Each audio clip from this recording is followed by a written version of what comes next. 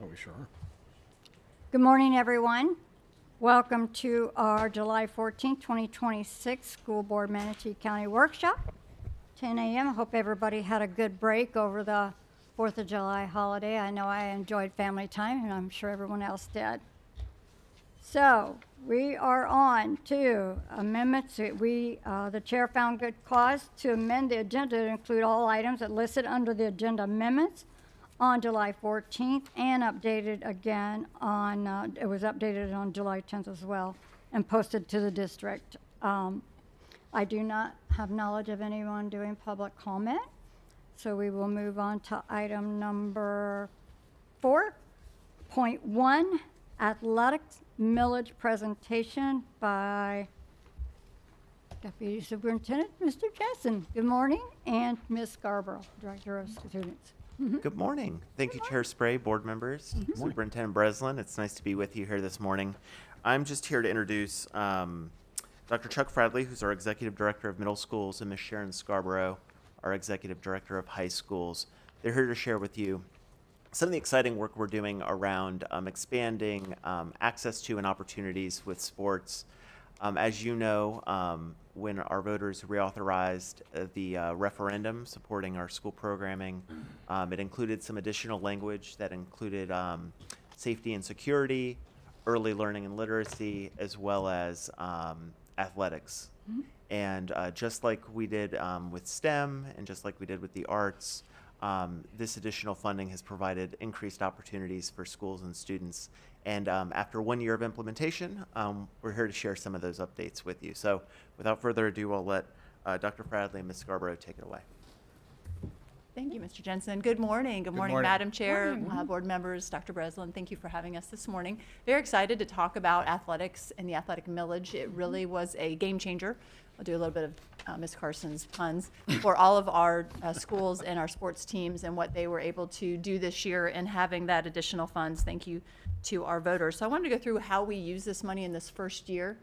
The plan was developed in concert with our athletic directors and principals for what they felt would be most applicable this year, and we've reviewed it throughout the year of what we needed to update. So I wanted to go through with you how we used it and give an overview.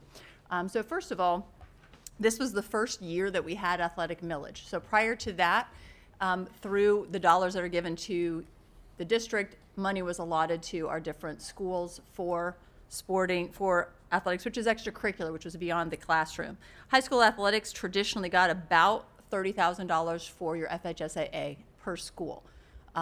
So that was the amount they would get. And the middle schools received $500 for their middle school sports. And then beyond that, they would do any fundraising or ticket sales to then augment whatever else they may need for athletics. So in getting the allocation for the millage this past year, the strategic way we used it was giving baseline funding to each of, so I'll go to the next page, was baseline funding to each of the campuses directly. This is how much money you have and the autonomy at those schools to spend that money for what they may need at that time, whether it be uniforms, equipment, transportation. They had that autonomy for that. They did give a plan for how they were going to use those dollars, so then we would be able to say this is how it was allocated. A big part of that was student athlete safety with some of our monitoring and security that we did, and then some program excellence and operations. So wanted to give you the basic three things that we did. So I'll go through to the next slide. So traditionally, as I said in the first slide, the schools each got about $30,000 each. That was increased to $43,000, so took a big chunk of that and divided it up by 7 and it was a little over $300,000, so it was $43,000 each. And from there, they each were able to determine, again, with a plan that they would submit for how they wanted to spend it. Most spent it on buying uniforms, upgrading their football helmets or the conditioning, that is a huge cost, or transportation. So they chose which ways to use those dollars. And in some cases, some sports got uniforms who hadn't received them. There's many sports that are non-revenue generating. For example, cross country. Nobody pays to go see that, but they do that. So they were able to buy new cross-country uniforms or buy new track uniforms. So it depended on which school, and the athletic directors then bought new equipment for those sports depending on the need. So they know going next year, they could then plan, this is what thing will affect moving forward. But I will tell you, out of all 7, I think every single one of them used money towards helmets as well and making sure that they're all up to date with safety. And that is a huge dollar expense. So that's where some of the 43,000 each went to. Again, the autonomy to use that directly. The one thing that we also did in addition to that individual money was paying for officials. So the cost of officials is a huge cost that goes into what we spend it for. So the plan originally, I thought with athletic directors was we'll pay for all your officials through fall, and then you all can pick up the officials as the year goes on. But as we budgeted and re-looked at everything as we spent dollars, we were able to pay for officials for every sport, for every school, the entire year. So nobody had to sit there and go, I had 5 people at a basketball game, I have to pay however much for the officials.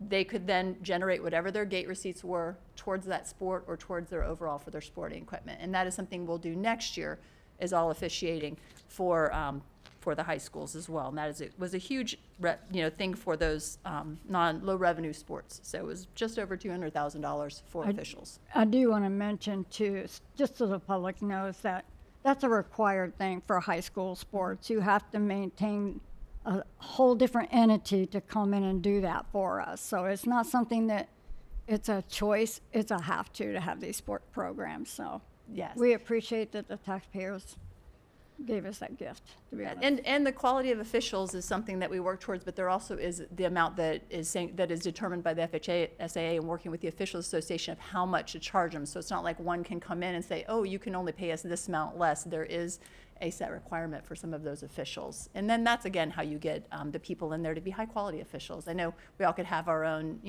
cat calling from the stands, but it is a tough job to be an official. And so we do thank those people that are in the sports and do officiate our different events. Another thing that we used was the enhanced security at our athletic events. As you've seen at our football games, all of our home football games, we always have Evolve and have our Guardians. However, we were able to give the schools a bit more money allocated in addition to that, and they could choose which events they may want to have Evolve at or Guardians. And that way they were able to, they would know, like tonight seems like an in-county rivalry, let's have additional security there. Some nights it might be, that's not a well-traveling team, I don't think we need to have all of that there. So they were able to react, and we worked very well with our security department in securing Guardians when we would need that a weekday, a tournament event, and that was something that was determinate by the schools. But we spend a little over $100,000. That includes all the home football games, even going into postseason, but then other athletic events. Basketball games were pretty popular to have as well. Those can be a really, if you've ever been inside a gym when it's really going, that's a much more enclosed space with a lot of people in there. Yeah. So, Yeah. so that's part of what we did with some of the athletic dollars. In addition, we also, this is a technology that was used at the school separately. They bought it, known as Huddle. So if you know anything about Huddle, it is a videotaping system that's not only in football stadiums, it's also in our gymnasiums and can be at other stadiums.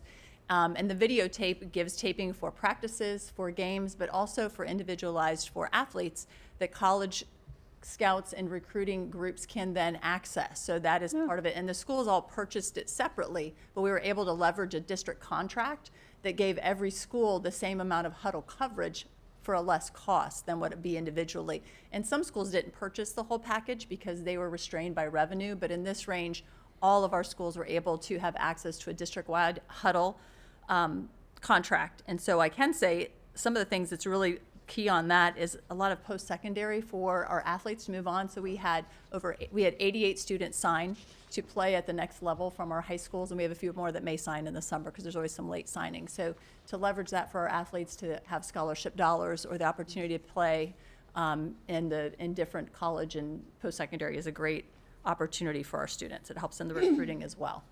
Because many times those recruits aren't necessarily on your sidelines anymore. They're tapping into our Huddle account. So we're leveraging that technology to support our athletes.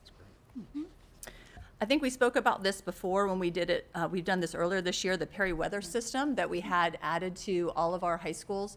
And it's in concert with some other school areas and locations. So all of our athletic directors, our administrators, and many of our coaches, specifically band directors as well, our OTC, they have access to this, which gives you known indicators of heat alerts. If you have Perry-Weather, it's been going off every single day with a wet bulb alert, and that then indicates when we have to have water breaks, when we have to remove off the field.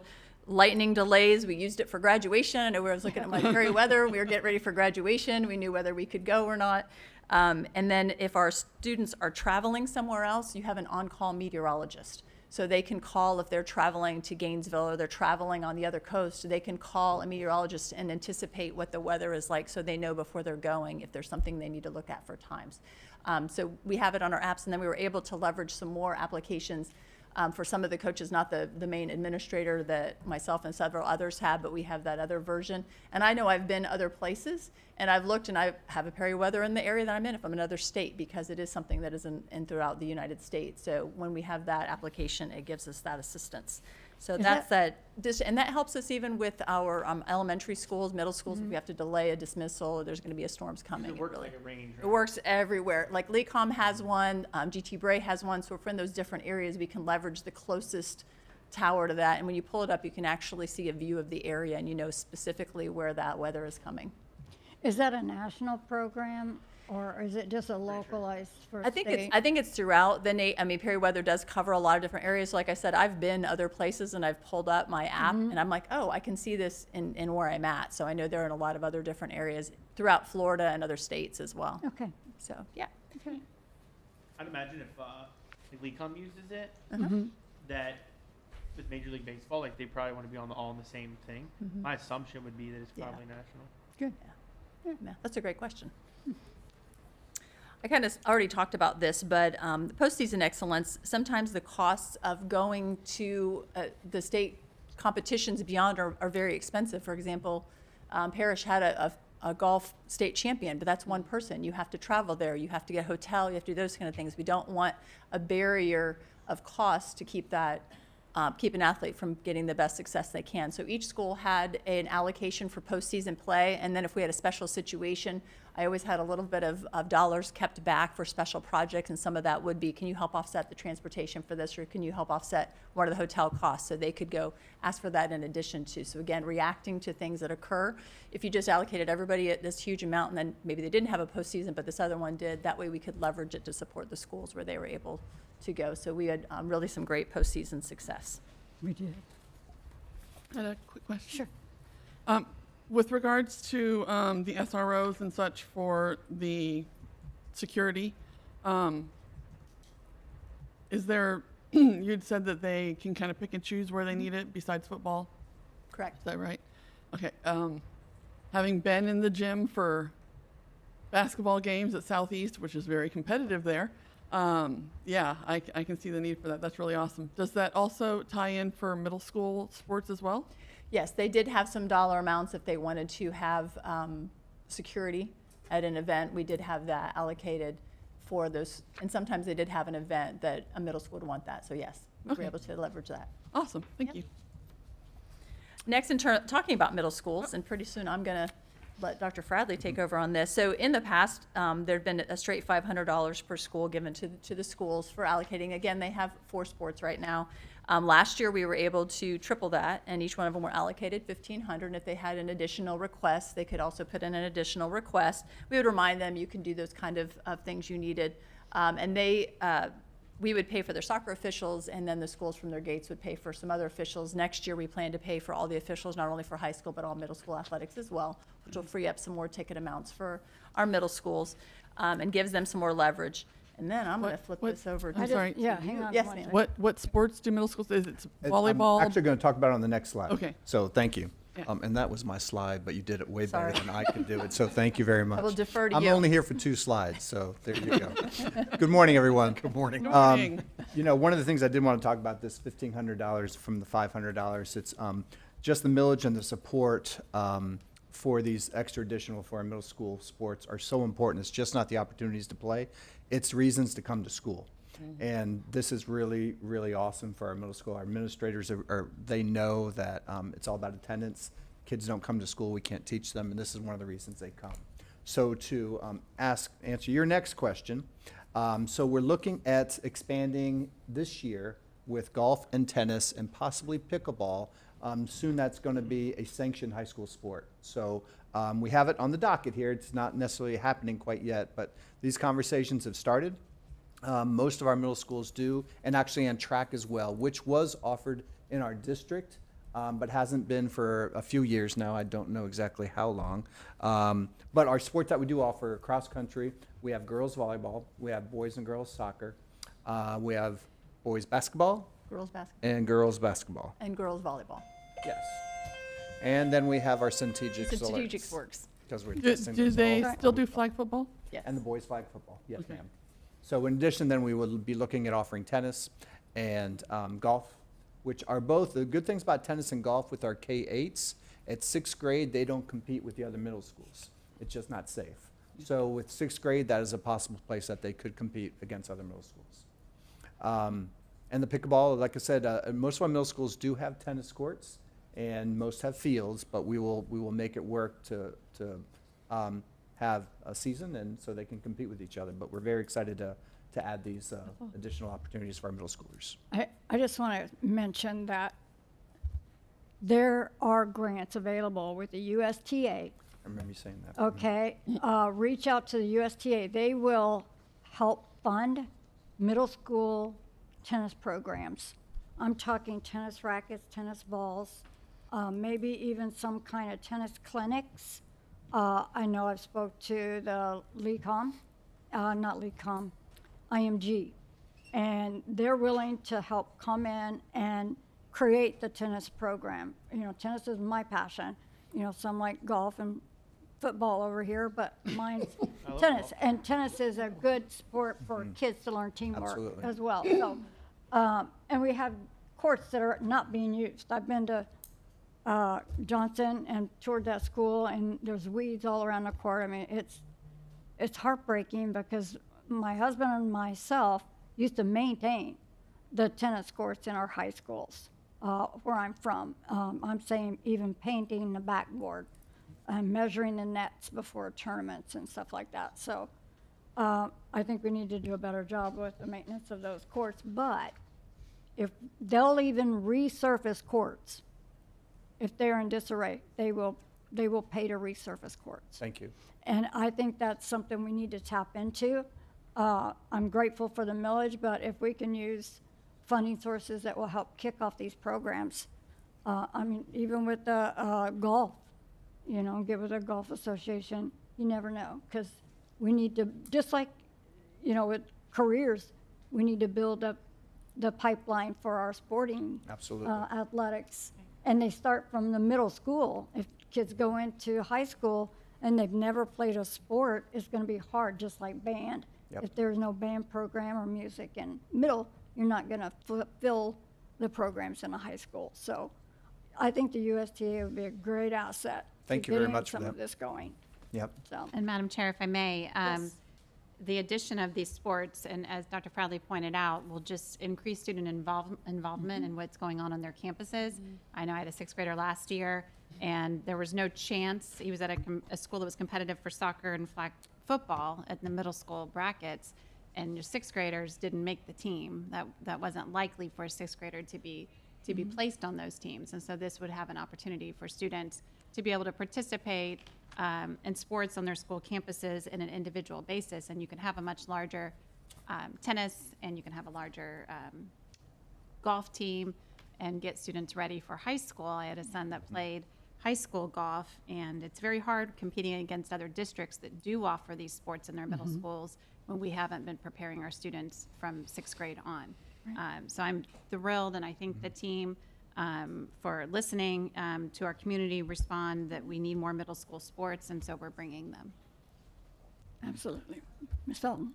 When, you know, and I've also found that when kids are engaged in sports, just like when they're engaged in other extracurriculars, not only do they show up, they also work on their grades because they have to make the team, they have to make grades, otherwise they can't play.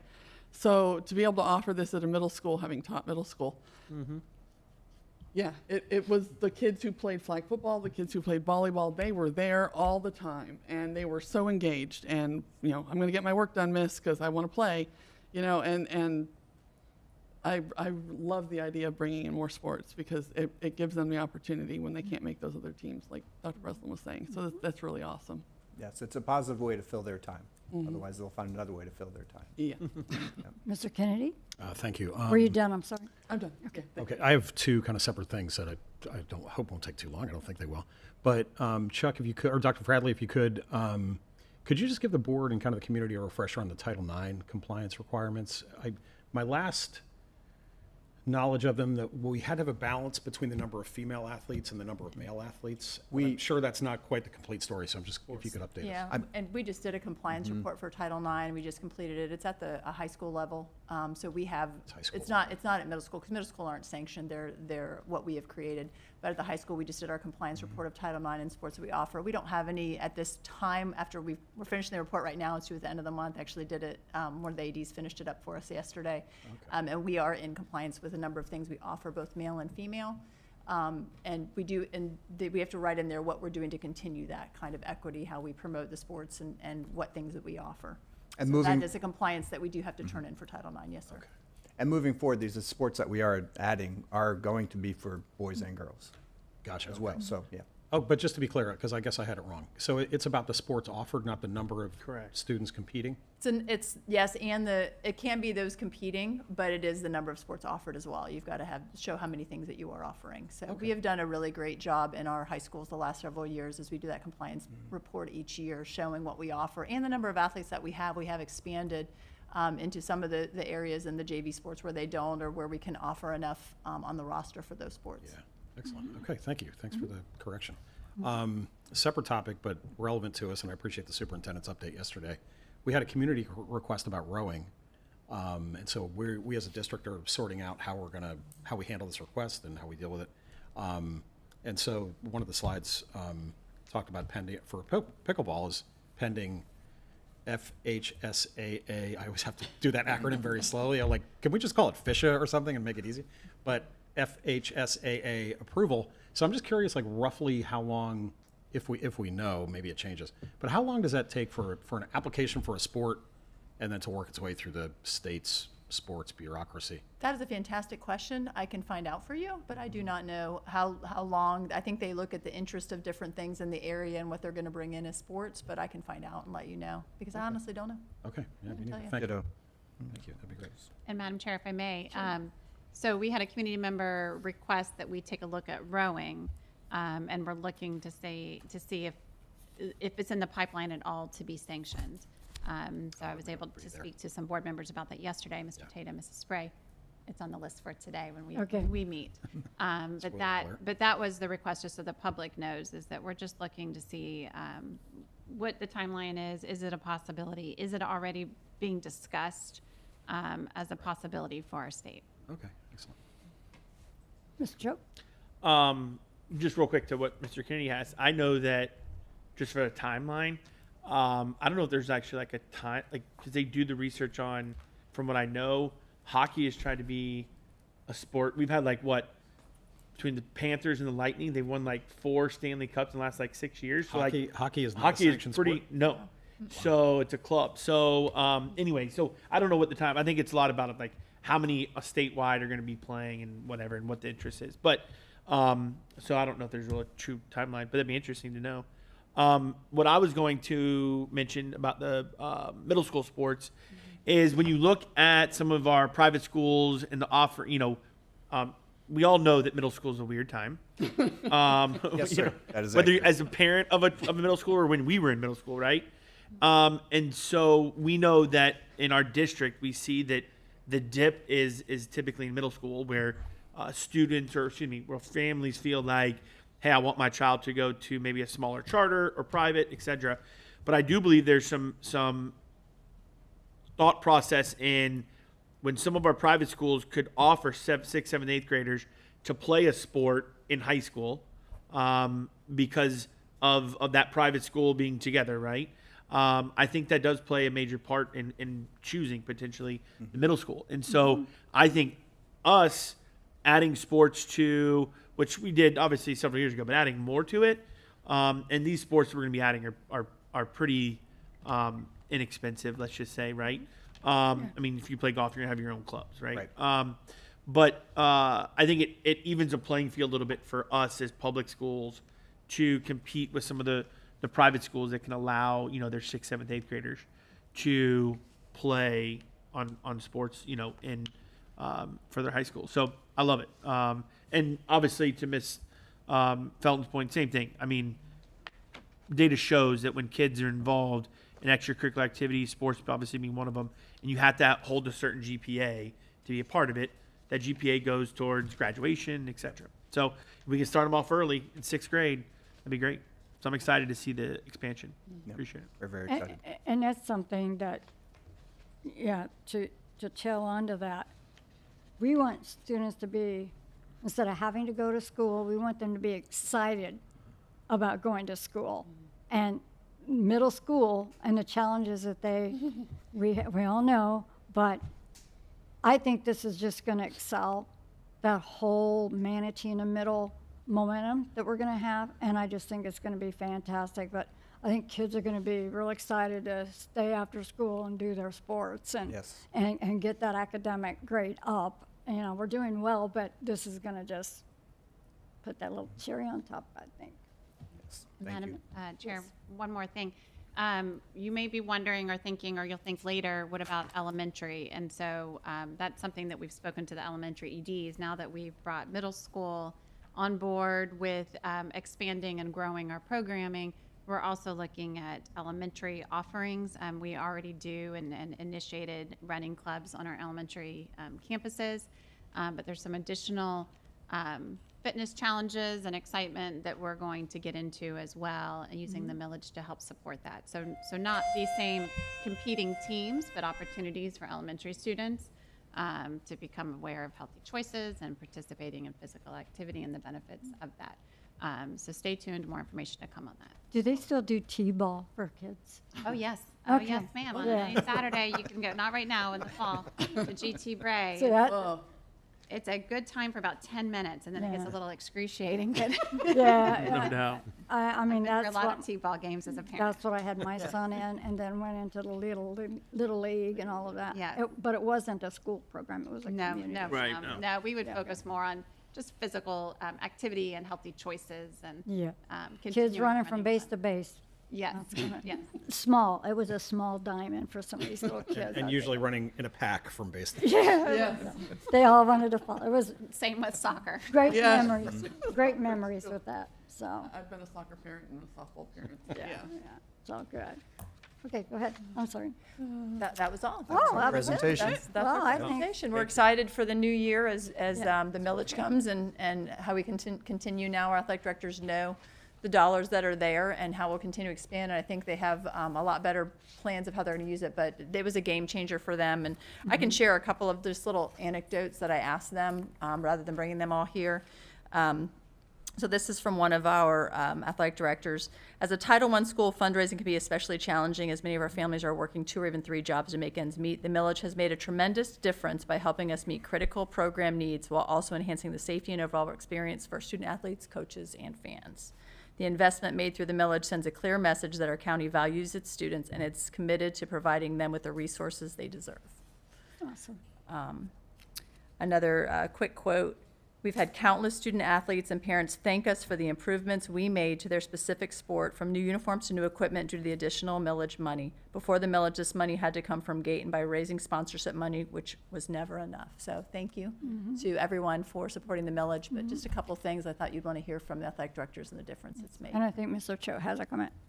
Yeah, I do. I mean, I've heard from several of the ADs as well that they didn't realize, like, you never know what you don't know until it hits you, right? And you're like, oh my gosh. And so they didn't really realize how much the fundraising, asking people to give money, etc., that they had to do to buy, the balls and the equipment and things like that. And so I think from a athletic director standpoint and a community at each school standpoint, it gives them a little like breath of fresh air, like to say, I don't feel like a politician always fundraising money. So that I know, and that just makes it better for them in their job and their experience. And then it feathers down to the coaches and students, etc. But one thing I do want to add, and I know there's been several articles and things, and I know Dr. Breslin looked at me like, what are you about to say? But I do think, and I do want to make it known that, and we've had articles about the millage and commission taken from the tax collector. And that commission that was taken by the tax collector we're talking about now that'll be given back to us, et cetera, right? So it's all good, and I think it's positive stuff. But that money came directly and took out away from our programming side in our millage, right? The teachers didn't get affected, but our programming side. And athletics is one of them, just like arts is one of them, and just like early learning is one of them, and STEM is one of them, et cetera. So just wanted to throw that out there and say we're doing great things, but I think when we get some of that money back, we'll be able to do better things. So, but great presentation. Thank you all very much. Appreciate it. Thank you so Thank you all much. for the Thank you. opportunity. Thank you both. And that takes us to 4.2, sorry, strategic plan presentation. And, Madam Chair, if it's okay with you and the board, we would love to do the paraprofessional to pro presentation next. Okay, board, be do you mind acceptable? amending the agenda? No. We're all good? Everybody's Okay. here. It's a workshop, so we're fine. Don't need a vote.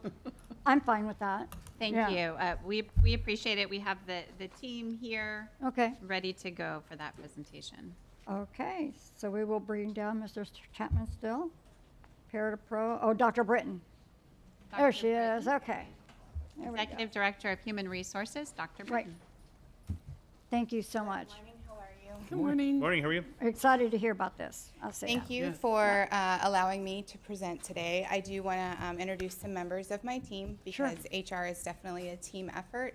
So today I have Carrie Frischman, who is our recruiter. I think when you see some of our numbers, you'll see the impact of that position. And of course, Craig Little, who is my celebrity in residence, former principal, and an amazing leader of the certification and recruitment department. So they were definitely a part of the development of this program and this presentation. And then I'll get to it, but I want to make sure I also introduce Ms. Deming, who is the CEO of the Bishop Parker Foundation. She's behind me. And thank her and the Bishop Parker Foundation so much for making this first round possible. Speaking of donations and how hard it is to fundraise, so I thanked her profusely before the meeting, but this donation allows people's dreams to come true, in my opinion, because if they have the dream of being a teacher and the cost of a college education is what's stopping them, then we are bridging that gap, and I could not be more grateful for this opportunity and for that support from the community. So thank you. I appreciate it.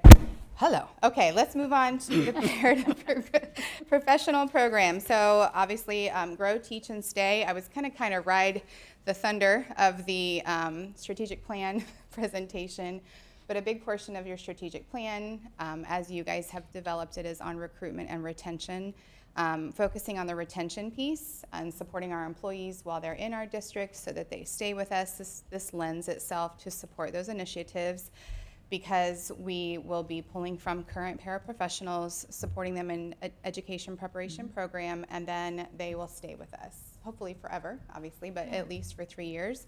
And I'll explain those requirements. So grow here, teach here, and stay here is the objective of a Build Your Own program.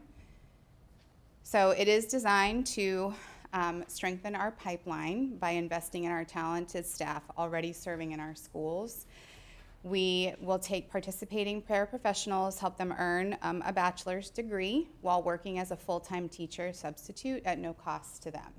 So they will be, we'll call it learning on the job. We have plenty of experienced paraprofessionals. On the job training. Yeah.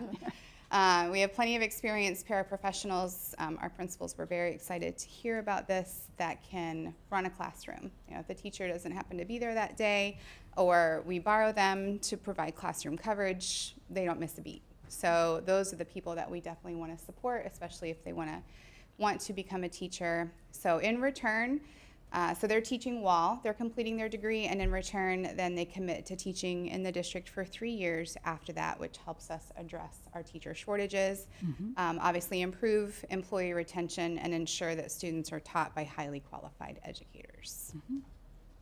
Awesome. Mr. Kennedy, did you have a question? Oh, I'm sorry. No, I forgot to. Okay.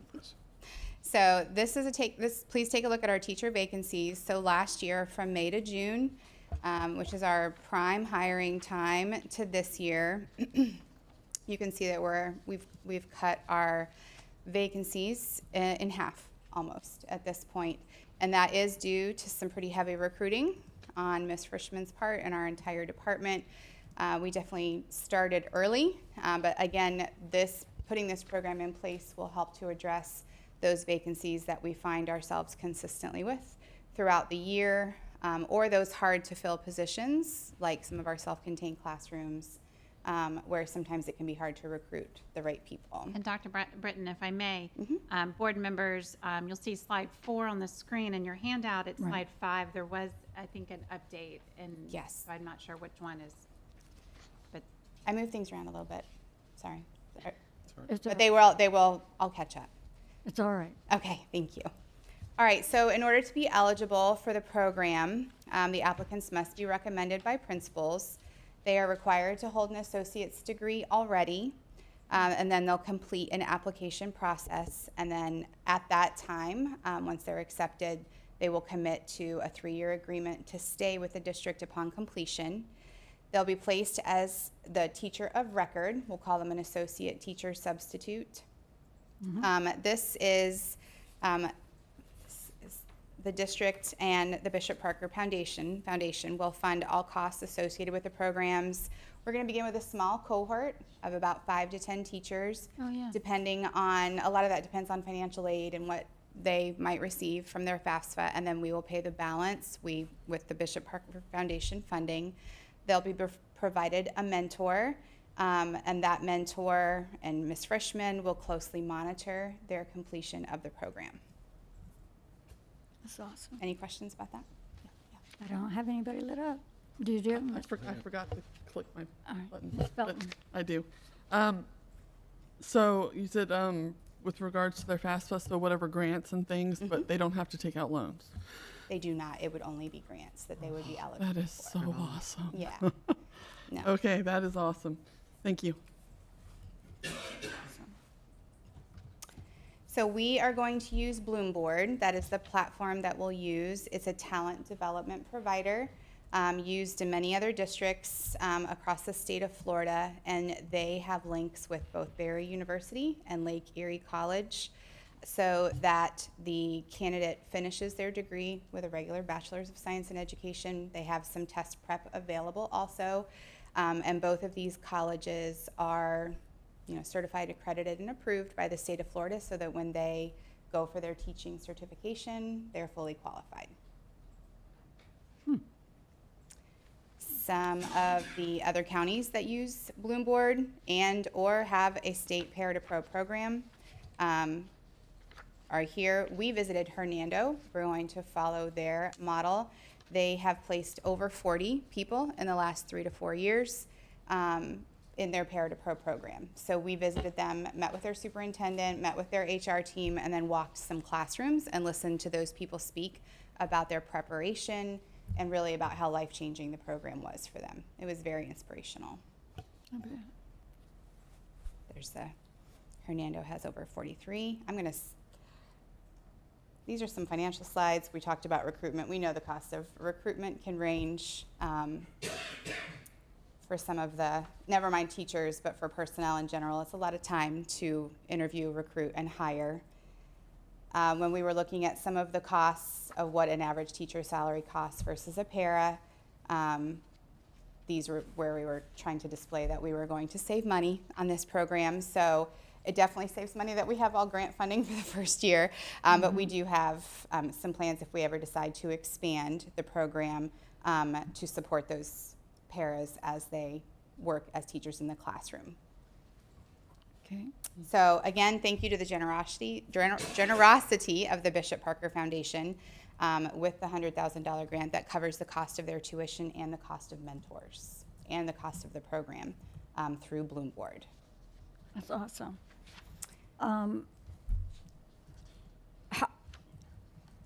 You said 5 to 10 paras and they're recommended by the principals. Has this been rolled out to the staff members yet? Not yet. It's been rolled out to I'm principals. curious how many individuals are going to be interested in this. I think you're going to have more people than we have funding for. So hopefully we can, look at that if we need to. Yeah, and I think with it, starting small, because I want to do it well. Right, You right. definitely want to support those people well in the first round. And then And I you would, do of have to course- roll out the program and see, what the different needs or whatever.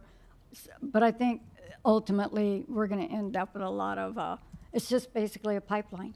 Yes, That's what we're ma'am. doing. We're going from paraprofessional to teacher pipeline. And I think that's fantastic because I've had feedback from, but they couldn't afford it. They don't have the time, they don't have the resources and all the direction even. So I think this is going to be a fabulous program. Ms. I'm looking Felton? forward to it. I was a career change. And so coming into the district as a new teacher and having the district help do my training for me so I could teach as I was learning was a game changer for me because I could not afford to go back to school. So having this available for our paras is just incredible to me. I've worked with some amazing paras Right. over the years. One who's now actually working at MTC. She moved up from being a para. Now she's a counselor at MTC. Great example. And to be able to have that opportunity because, the student loans are prohibitive. And just to be able to do this, this is so great to me. I love the idea of being able to keep our staff, help them grow, and move on to the next level. And, it's just, I can't even put it into words. It's just so great to me to have that available, having done it myself at becoming a teacher, and to have it for them. It's wonderful. I appreciate it. I get a little emotional about it myself. Yes, I'm very excited because I grew up wanting to be a teacher, and so I went to college to be a teacher, but to know that there's other people out there that want to do it, and if they're already in our schools, and they know our schools, and they know our kids, and they know our principals, it's an incredible investment. Yes. So thank you for your support. I Mr. appreciate Kennedy? that. Good? Okay. Thank you, Madam Chair. First, Wendy, to you and your team and your board, thank you so much. Like, truly, Yeah. what a great partnership of the philanthropic community and the school district. Yeah. You've already laid out, Dr. Britton, all the benefits. I just wanted to kind of shine a light on one other thing, is that we as a district and many school districts have trouble with minority recruitment, Black and Latino educators. And I think we all would agree that it's important that kids see people that look like them and speak their language and share a culture. And so this to me is a great opportunity because we have a lot of diversity in our para staff, less so in our certified teacher staff. There's some, but we could always do better. The balance of our, we're about 40% white, 40% Latino, roughly 20% African American and other. And so this is a wonderful opportunity to get more educators into the classroom who our student body can identify with. And I'm just curious, along that same line of comment, if you could talk a little bit about what the district has done, and maybe Craig, you could add to this as well, what our district has done over the past couple of years to, I'm kind of leaving the para to teacher program, but generally about recruiting a diverse workforce. So one of the main things that we do, besides the virtual fairs that we offer, we also attend the HBCU, College and Career Fairs.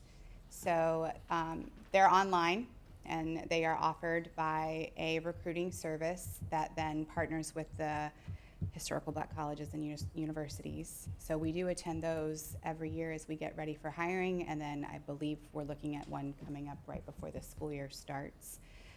We did that last summer. It wasn't, I'll be honest, it didn't have a great response rate, but we continue to make those efforts, recognizing exactly what you say in terms of recruiting a more diverse workforce. It's when you set up some of those virtual fairs and when you, never mind in our own recruiting and talent management software, you can ask those questions of how people identify themselves in terms of race, but they don't have to answer them. So really until they walk in the door, those decisions can't influence our decisions in terms of the data that we have available and how people choose to report it. Looking at it on the hiring end, that's where I just have faith in our principals that they're going to definitely interview and recruit as much of a like workforce as is represented in their student body. And I do think they do a good job. And I do think a lot of our paras, especially on the ESOL side, we recruit specifically to the needs of the school. So when you look at the school staff, we have a lot of bilingual paras, and even in terms of schools, it can be very specific down to Haitian Creole and Spanish and so forth. So we do recruit specifically to support those students. It might not directly be in our teaching staff, but we've been very fortunate. And we have a very diverse community. So we do have people that, that want to work here and want to work with those students. So those ESOL paras, they do fill up pretty quickly. Okay, excellent. And those paras can now become certified teachers at Yes, no expense to them. Yeah. So Did that answer your question? it does. Thank you. Okay. Yeah. Yeah. I mean, it's always a work in progress, but It is. It does help. Thank you. Thank you. Thank you, Madam Chair. Mr. Tatum? Great program. Thanks, ma'am, for your help from the foundation. This reminds me in the military of there's an enlisted officer program, and a lot of the officers are better officers because they participated in the enlisted force before they become an officer. So I think this is a great program. It seems something like that where people will probably be better teachers having been paraprofessionals and worked in that area before. So keep up the good work, and that's all I have to say about that. Thanks. Thank you. And I think the entire board appreciates the Bishop Parker Foundation for the relationship that we have with them and the commitment, to not only us, but other organizations in the community. It just has such an impact on everyone here, and especially through the district. So thank you so much for that. And Madam Chair, if I just may say, thank you. The Bishop Parker Foundation is a pleasure to work with, and Yeah. we appreciate all the support. But a huge thank you, too, to Kevin Chapman, Dr. Britton, and Dr. Britton's entire team. This time last year, we were looking at HR audit and some internal work that was being done, and the tremendous outcomes that this entire department rose up to meet to make a stronger workforce, to work on recruiting efforts, to train better all of our employees in all aspects of the law and good hiring practices. And then on top of all that, they brought this program forward. I mean, it's a tremendous accomplishment and shows not only adherence to law and requirements, but the deep desire to really have the best teachers in the classroom. And that's how we become a stronger school district. So thank you, Mr. Chapman. Thank you, Dr. Britton. and Thank you. To your entire team. Just takes that thought and then just excels from there. Yes, ma'am. Good job. Wonderful. So last but not least is the progress that we've made so far. So we've identified the community and grant funding. We have chosen a provider, and the contract is making its way through signature levels right now. We've had 2 or 3 principals reach out to us. Again, we'll go over at our leadership conference next week, and then we will send the information out to paras. We've been working on the background documents, the flyers and the application and the processes. So those have been developed.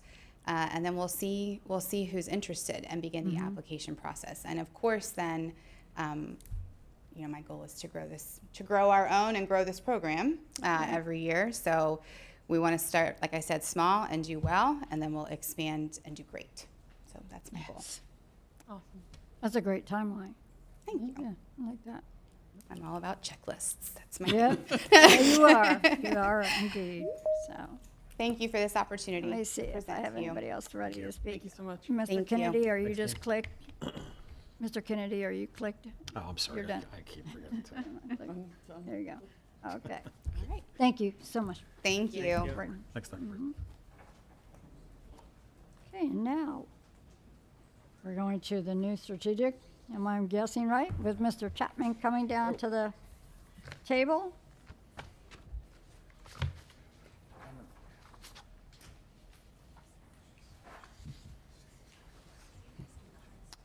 And he is bringing down Mr. Edwards and Ms. Kavanaugh, right? Thank you, Madam Chair, and while Ms. Deming is here, I do want to acknowledge we're going to do it next week at the board meeting, but Bishop Barker Foundation also gave a $250,000 contribution to the Soarin' 4 program to help build our new Soarin' 4 lab north of the river. So that's an incredible investment. And also, Bishop Barker Foundation gave us almost a $500,000 grant that funds many programs, and that's where that Parita Pro program fits into. So that's essentially a $750,000 investment in this school year alone. So we want to thank Wendy and the Bishop Parker Foundation. But Yeah, thank you so much. we'll do a Soarin' 4 thank you next week at the board meeting. Yes, we will, indeed.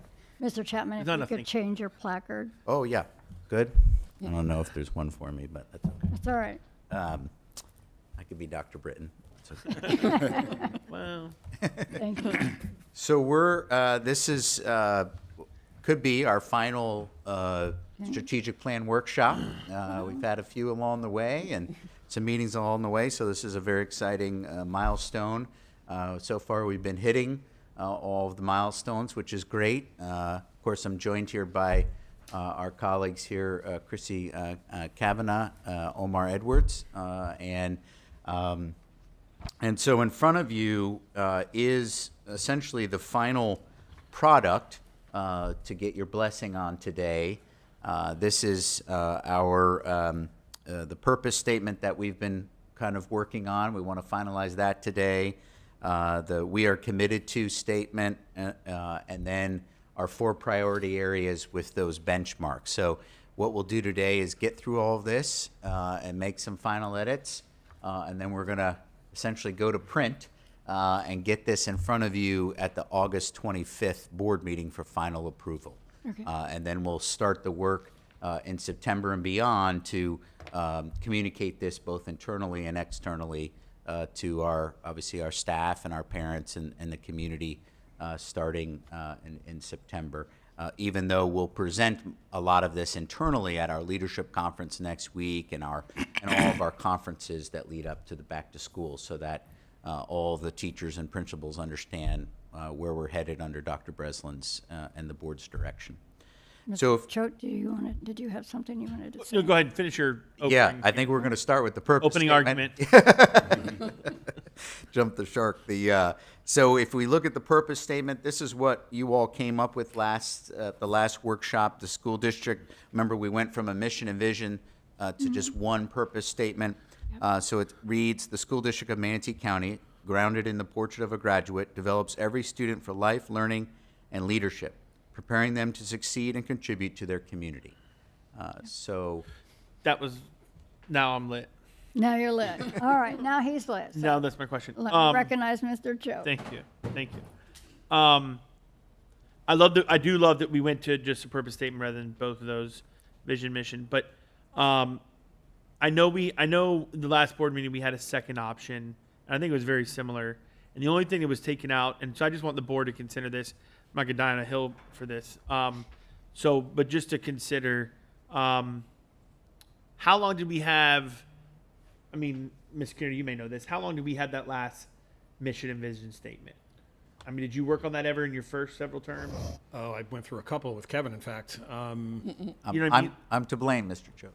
No, on the last one, This one, the one Probably. we've been reading. 3 years? I think we worked on that at the last plan, which would have been in 2022. Yeah. 2021, 2022. this Okay. is, Effective. this Okay. has Minor been your edits, big- probably. It's been the same one that I've been here since 21 for sure. Yes. At least For 5 sure. years, if not more. I figured it's maybe even before that. And so maybe if not, so then my point may be moot than as I'm talking, but since it's been changed more recent than what I thought it had been changed. But my concern about the purpose, I love the purpose statement. The only part I don't, and I just want to caution and see what you all think, is the grounded in the portrait of a graduate. I do love the portrait of a graduate. I think what we're doing with that is awesome. Way back several years ago when we were doing it, I was in on some of the meetings with the community and things like that. I'd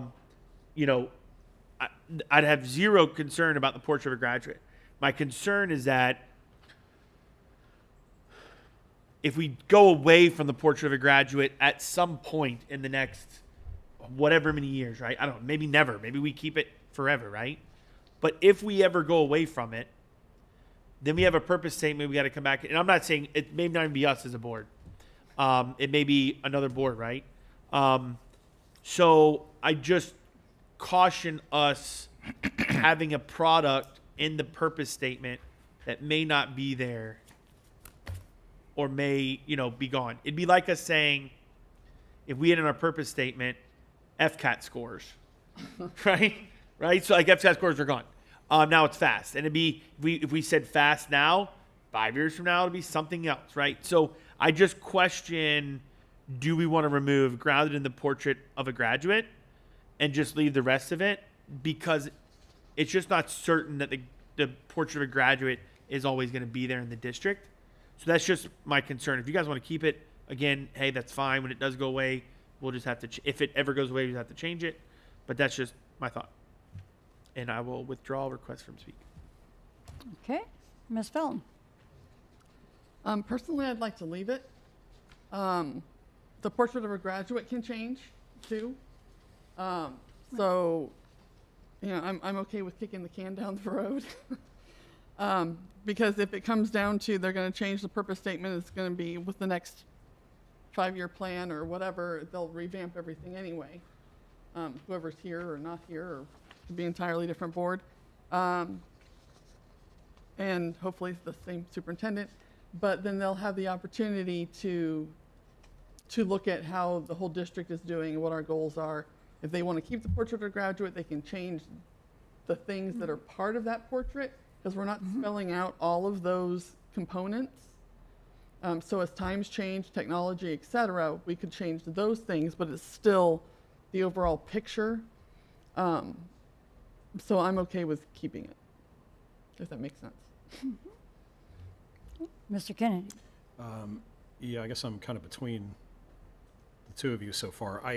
Chad, I agree with your point and I follow your logic. To Heather's point, I would like to keep it somewhere, because I really appreciate the portrait of a graduate. I don't know if we could include it somewhere or somehow into we are committed to section. Priority seems like not as good a fit, but Chad, I do see your point, but I certainly would like to see us keep it somewhere. Just my take. Okay, Mr. Tatum. I do understand what you're saying. You'd probably like the mission statement to be as generic as possible, but there are some things in the portrait of the graduate that I think when we discussed it last time, that we took out and that are in the portrait of the graduate. There's words in there like patriotism and integrity, and since we wanted to make the mission statement a little shorter, I remember we kind of moved those over into the portrait of the graduate. So I'd like to keep it as it is, and if someday another board wants to change the mission, they can change the portrait of graduate or whatever they need to do. So on par, I think it's better to keep it in, because it does reference some of the words that I'd like to see. I would have liked to have seen in the purpose statement, but I'm fine with them in the portrait of the graduate. So I'll be on board for keeping it as is. Thank you. Okay, sounds like a majority pretty much, because I like that we have the ability to keep the purpose statement, but modify the portrait of a graduate as technology, like you said, changes, or some program comes in and the state comes down with a different thing that we have to adhere to. So I think keeping that and modifying that portrait of graduate is a better way. And again, the board might change. If it doesn't, fine. But I think it's a good statement. I like it the way it is. And we did, to Mr. Tatum's point, we added some of the critical things that we thought should be added to the whole core of portrait of a graduate. So, and I reviewed that over the weekend, believe it or not. So it's kind of cool. It's here too. All right. Thank you, board. That's So I think great we're good with discussion. that. Thank you. I think we're good with that. I should also add another member of the team is on Teams, is Beth Severa, our consultant from the School Superintendent's Association. Oh, okay. So I know we haven't seen Beth. She's obviously very busy, Yes. but she is really been great through this process and obviously dedicated here to Manatee County and is online. So we appreciate you, Beth. So the next section We are committed to, if you remember the discussion from you all, was to add a core values section in that first bullet. Those, I believe, are the 6 values you all agreed on. So if that looks good, we'll finalize this first page here. Is that okay? Mr. Tatum, are you still with us? Yeah, I am, but Okay. I don't need to talk. I'm good. Mr. Kennedy, It's Mr. corny. Kennedy. It's corny as heck, but I saw him over there writing, so I knew he was scribbling probably- some things down. Yep. So, we are committed to first bullet point. Our core values are accountability, integrity, professionalism, responsibility, respect, service. And because I'm like a puzzle dork or something, I started trying to make a word out of that. And what I came up with is PRAISR. So if we could change one of the R's to like ethics, it's praise. PRAI. SE. Yeah. I told you this is going to be corny. Oh, Lord. Just a thought. I like acronyms, but Not that one. Not that one. no, I like your idea. I mean, it's a creative idea. I'm trying to think.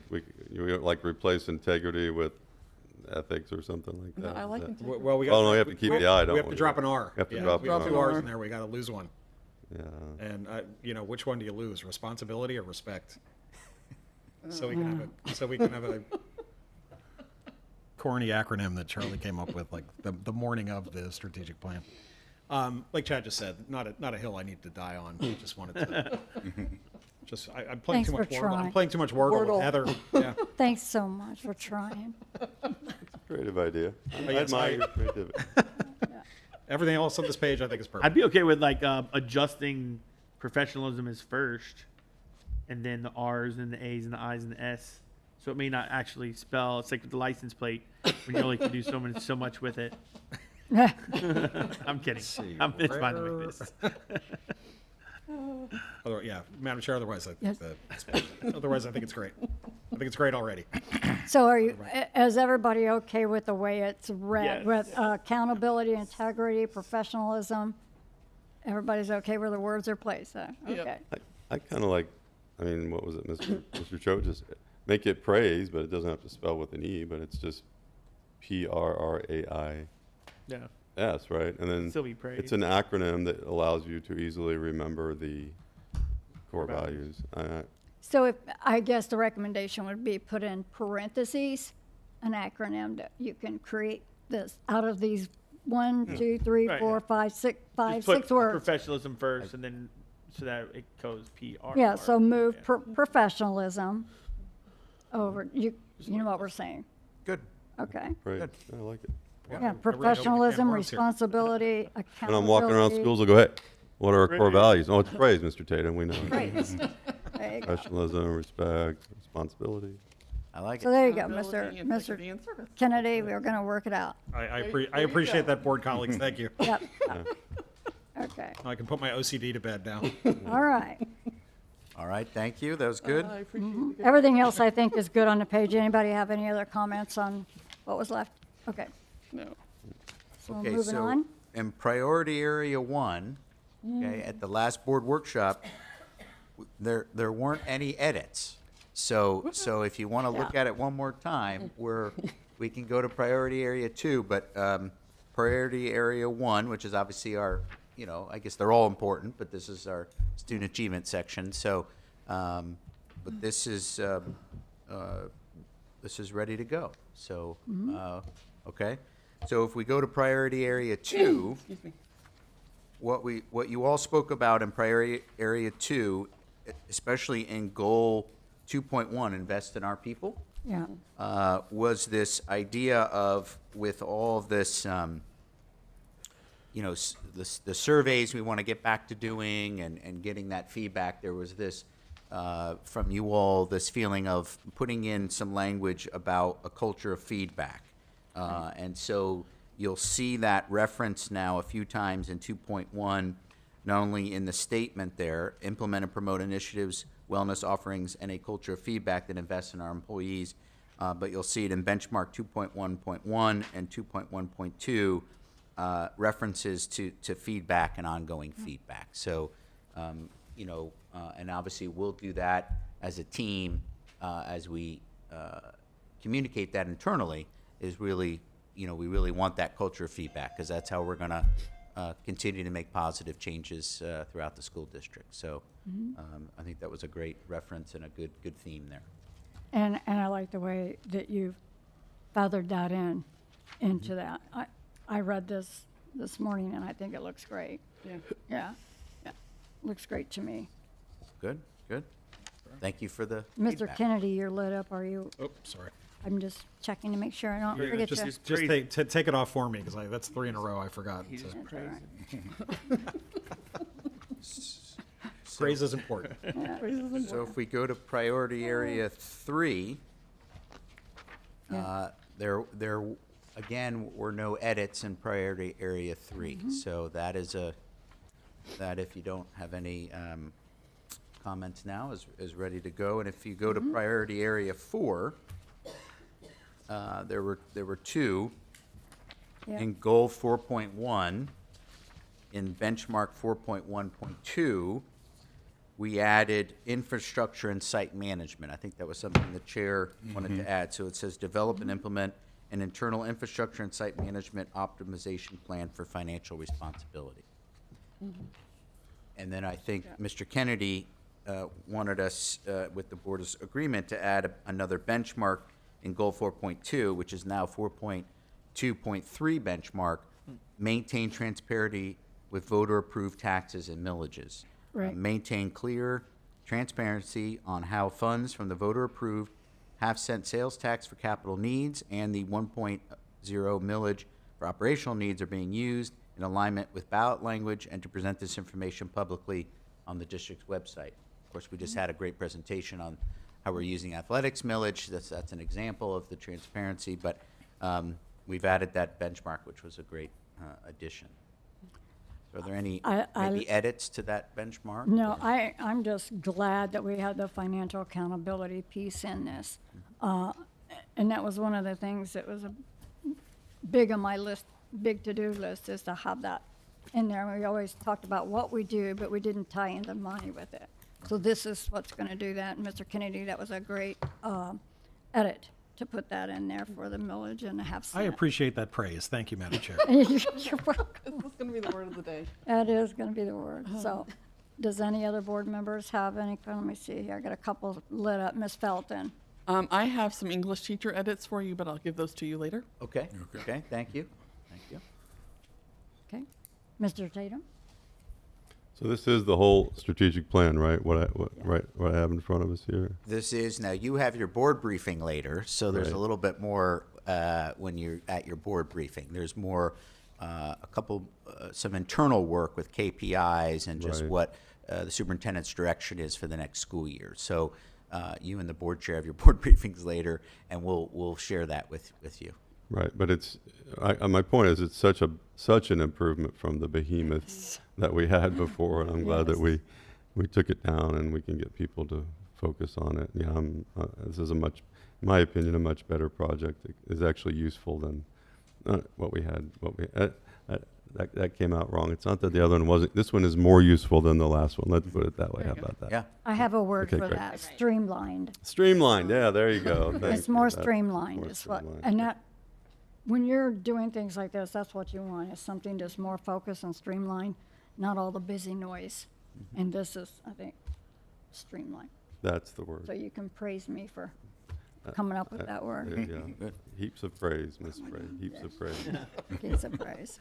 And this will get us through the next 3 school years. So Right. 26-27, 27-28, and 28-29. 29. So we'll begin the work again in early of 29, just like we did this year, to work on the next strategic plans as this ends in June of 29.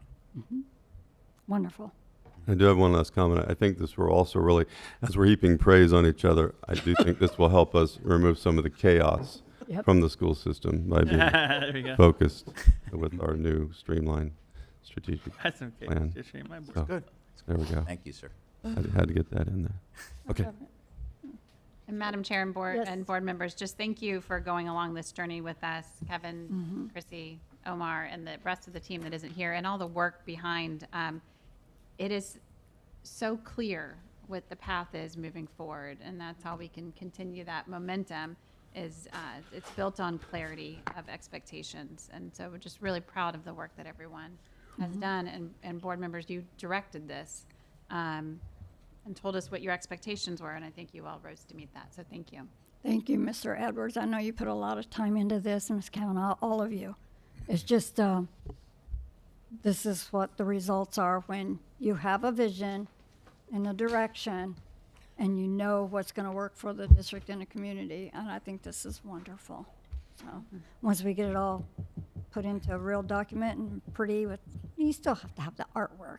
You know, you still have to have that. And I think it's going to be very valuable for our district and our community. Yes, ma'am. Yep. So, thank you, Mr. Trent. Thank you. Thank you. Thank you. Thank y'all. Okay. Thank you. Now we are on to what was 4.2, which is a presentation for the strategic plan that we just did. I'm sorry. Now we're going to 4.4. Yes, ma'am. Proclamation with Mr. Chapman as well. Yep. Thank you both. Thank you. So, if you remember a while back, we tackled, actually, if we can bring up the, maybe the policy first. Policy number Or, 0149.1. Yes, so I was in front of you a couple months ago, and we spoke about editing the bylaw, the proclamations bylaw, and I think we got to a point with some good language, and then one of the board members, maybe the chair, said maybe can we add some language in there. So essentially you all came up with language that once the board reorganizes in November and then begins to meet for the first time as a new board or a new season in December, January time, that would be a time when all proclamations need to be presented, if there are some presented, and then discussed, worked on, and then essentially board approved, probably in that January timeframe. So that way that school year's or that calendar year's proclamations would be set and ready to go.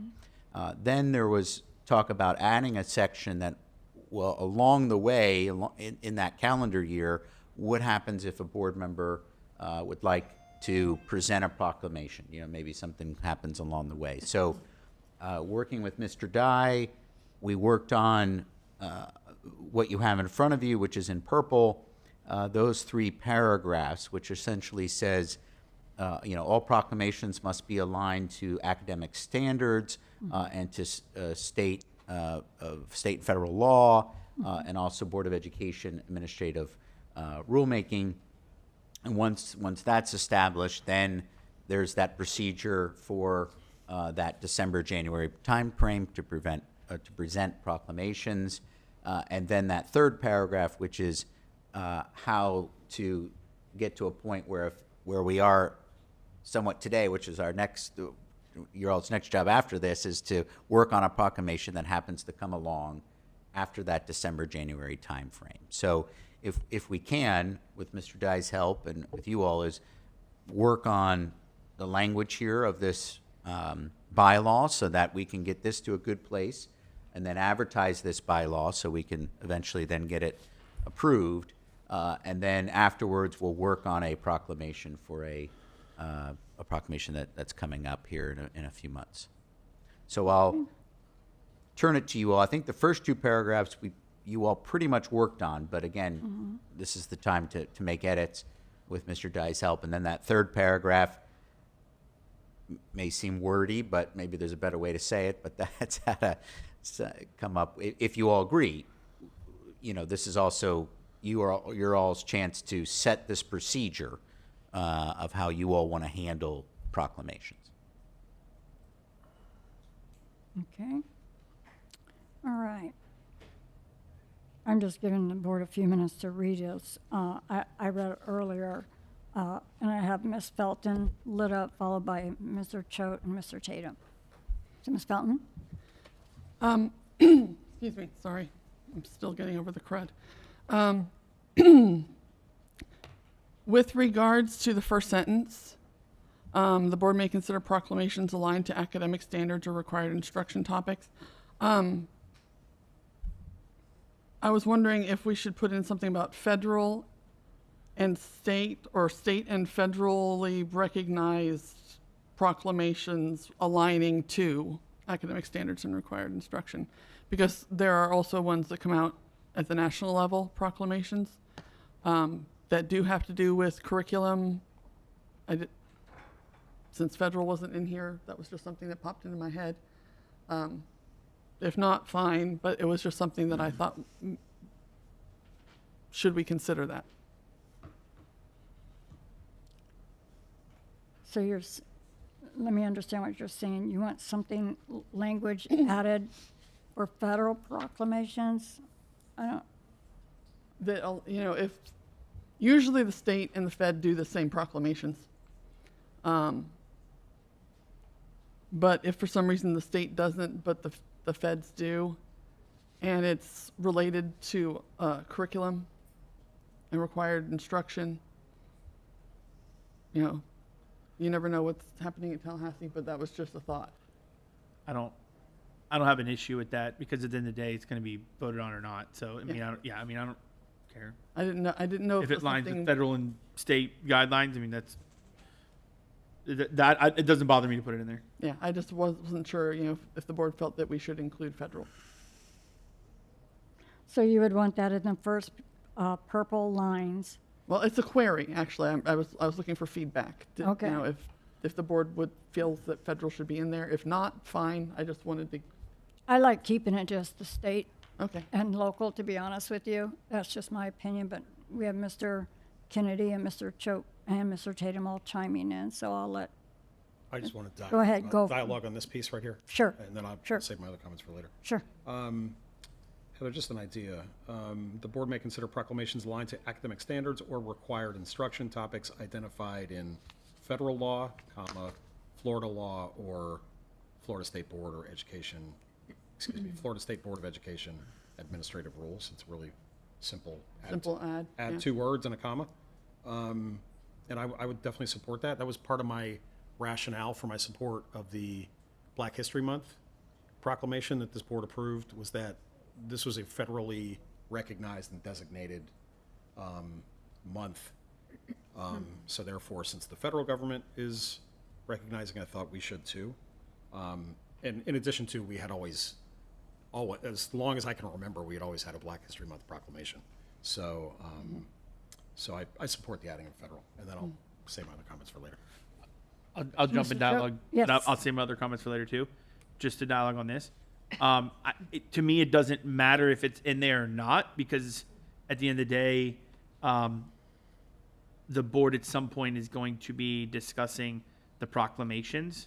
So even if it is a federal law, or a federal law that the feds are doing a proclamation, we don't necessarily have to, because we're, as a body, are going to decide if we do it or not. So having it in there, fine with. Having it not, because even if it's not in there, we could discuss at that first workshop, we could discuss a federal proclamation and approve it. So in there or not, I'm fine with either one, Okay. to be honest. Did you want to chime in on anything? You lit up, didn't you? All I have to say is I'm not in favor of proclamations, because they're going to get they could get inherently political as we start. Federal law passes, state law passes, who's in charge up there? But if you want to put federal in there, I'm fine with that. If I were king, I would just strike all of it. But yeah, that's fine. If we want to do it like that, that's okay. Thanks. I'm like, again, I'm more in line with, I don't need federal government coming into our, our business all the time. That's where I'm at with it, Ms. Felton. Really, it is. I'm more local control we have, the better off. No, that's so, fine. That's why right. I asked for And feedback. I it- didn't know if it was something we felt that, nah, if we I don't, then feel that's the- fine. I'm I don't okay feel with the leaving need it to have out. federal, because even at the bottom, and proclamation must align to academic and all those standards, by Florida and State Board of Education. that's good. just so I would rather not have it, so I don't know. It looks like we got pretty much It's fine, leave consensus it. not to have it Okay. in there. As is fine with me. Is this fine? Okay. Okay, I'm fine with that. You're okay? I All just right. wanted to see what everybody else thought. I'm Okay. done. Thank you. Okay. Mr. Kennedy, are you finished? Yes. Okay. Mr. Choate, are you finished? No, I did have something Go ahead. other than just what we just spoke about. Okay, so the first two paragraphs is what we had originally, and we're adding the third. The third paragraph is saying if a board member submits a proclamation for review. So this is, let's just say, hypothetically,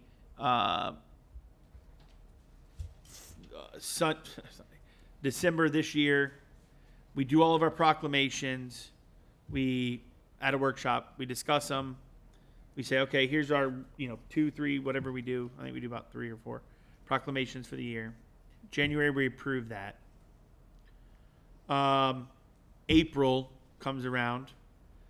A board member wants to do a proclamation on spring break month. I'm making something up, right? So spring break month.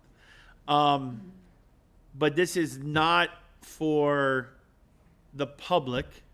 I don't see the public in here at all, right? This is just board members. Okay? I just want to make sure I'm reading it all correctly. And then I want to make sure, like, from a example, like I just said, let's say April. The proclamation obviously must align with academic standards, blah, blah, blah. And must be presented and discussed at a regular scheduled board workshop. Mm-hmm. Then approved at a board meeting following the said mentioned workshop. That is not the same meeting with the proclamation will be presented to the public, right? Mm-hmm. So, Yep, workshop board. yeah, so it would be the workshop, let's say in March, because you're gonna do April, right? It'd be a workshop in the beginning of March that you're gonna vote on one of the March meetings. You're gonna vote on a proclamation to then do it in April. Like, I just want to, I'm just talking this through because I believe, before you say something, I just believe this is too much. I believe that if you're board members, I mean, throughout the school year, like, I just think, if we're gonna do this third paragraph, then let's just do this the whole year. Like, this is the same way we had it from before, and so I just think this adds a lot of, like, and to be honest with you, the board chair is the one who does the workshop meetings. So you could, I mean, I'm not saying anybody has done this, but you absolutely could push back things. I mean, I think it opens up some can of worms. I think if we're going to do having board members be able to submit things, etc., they got to do it just like everybody else and do it in the beginning of the year.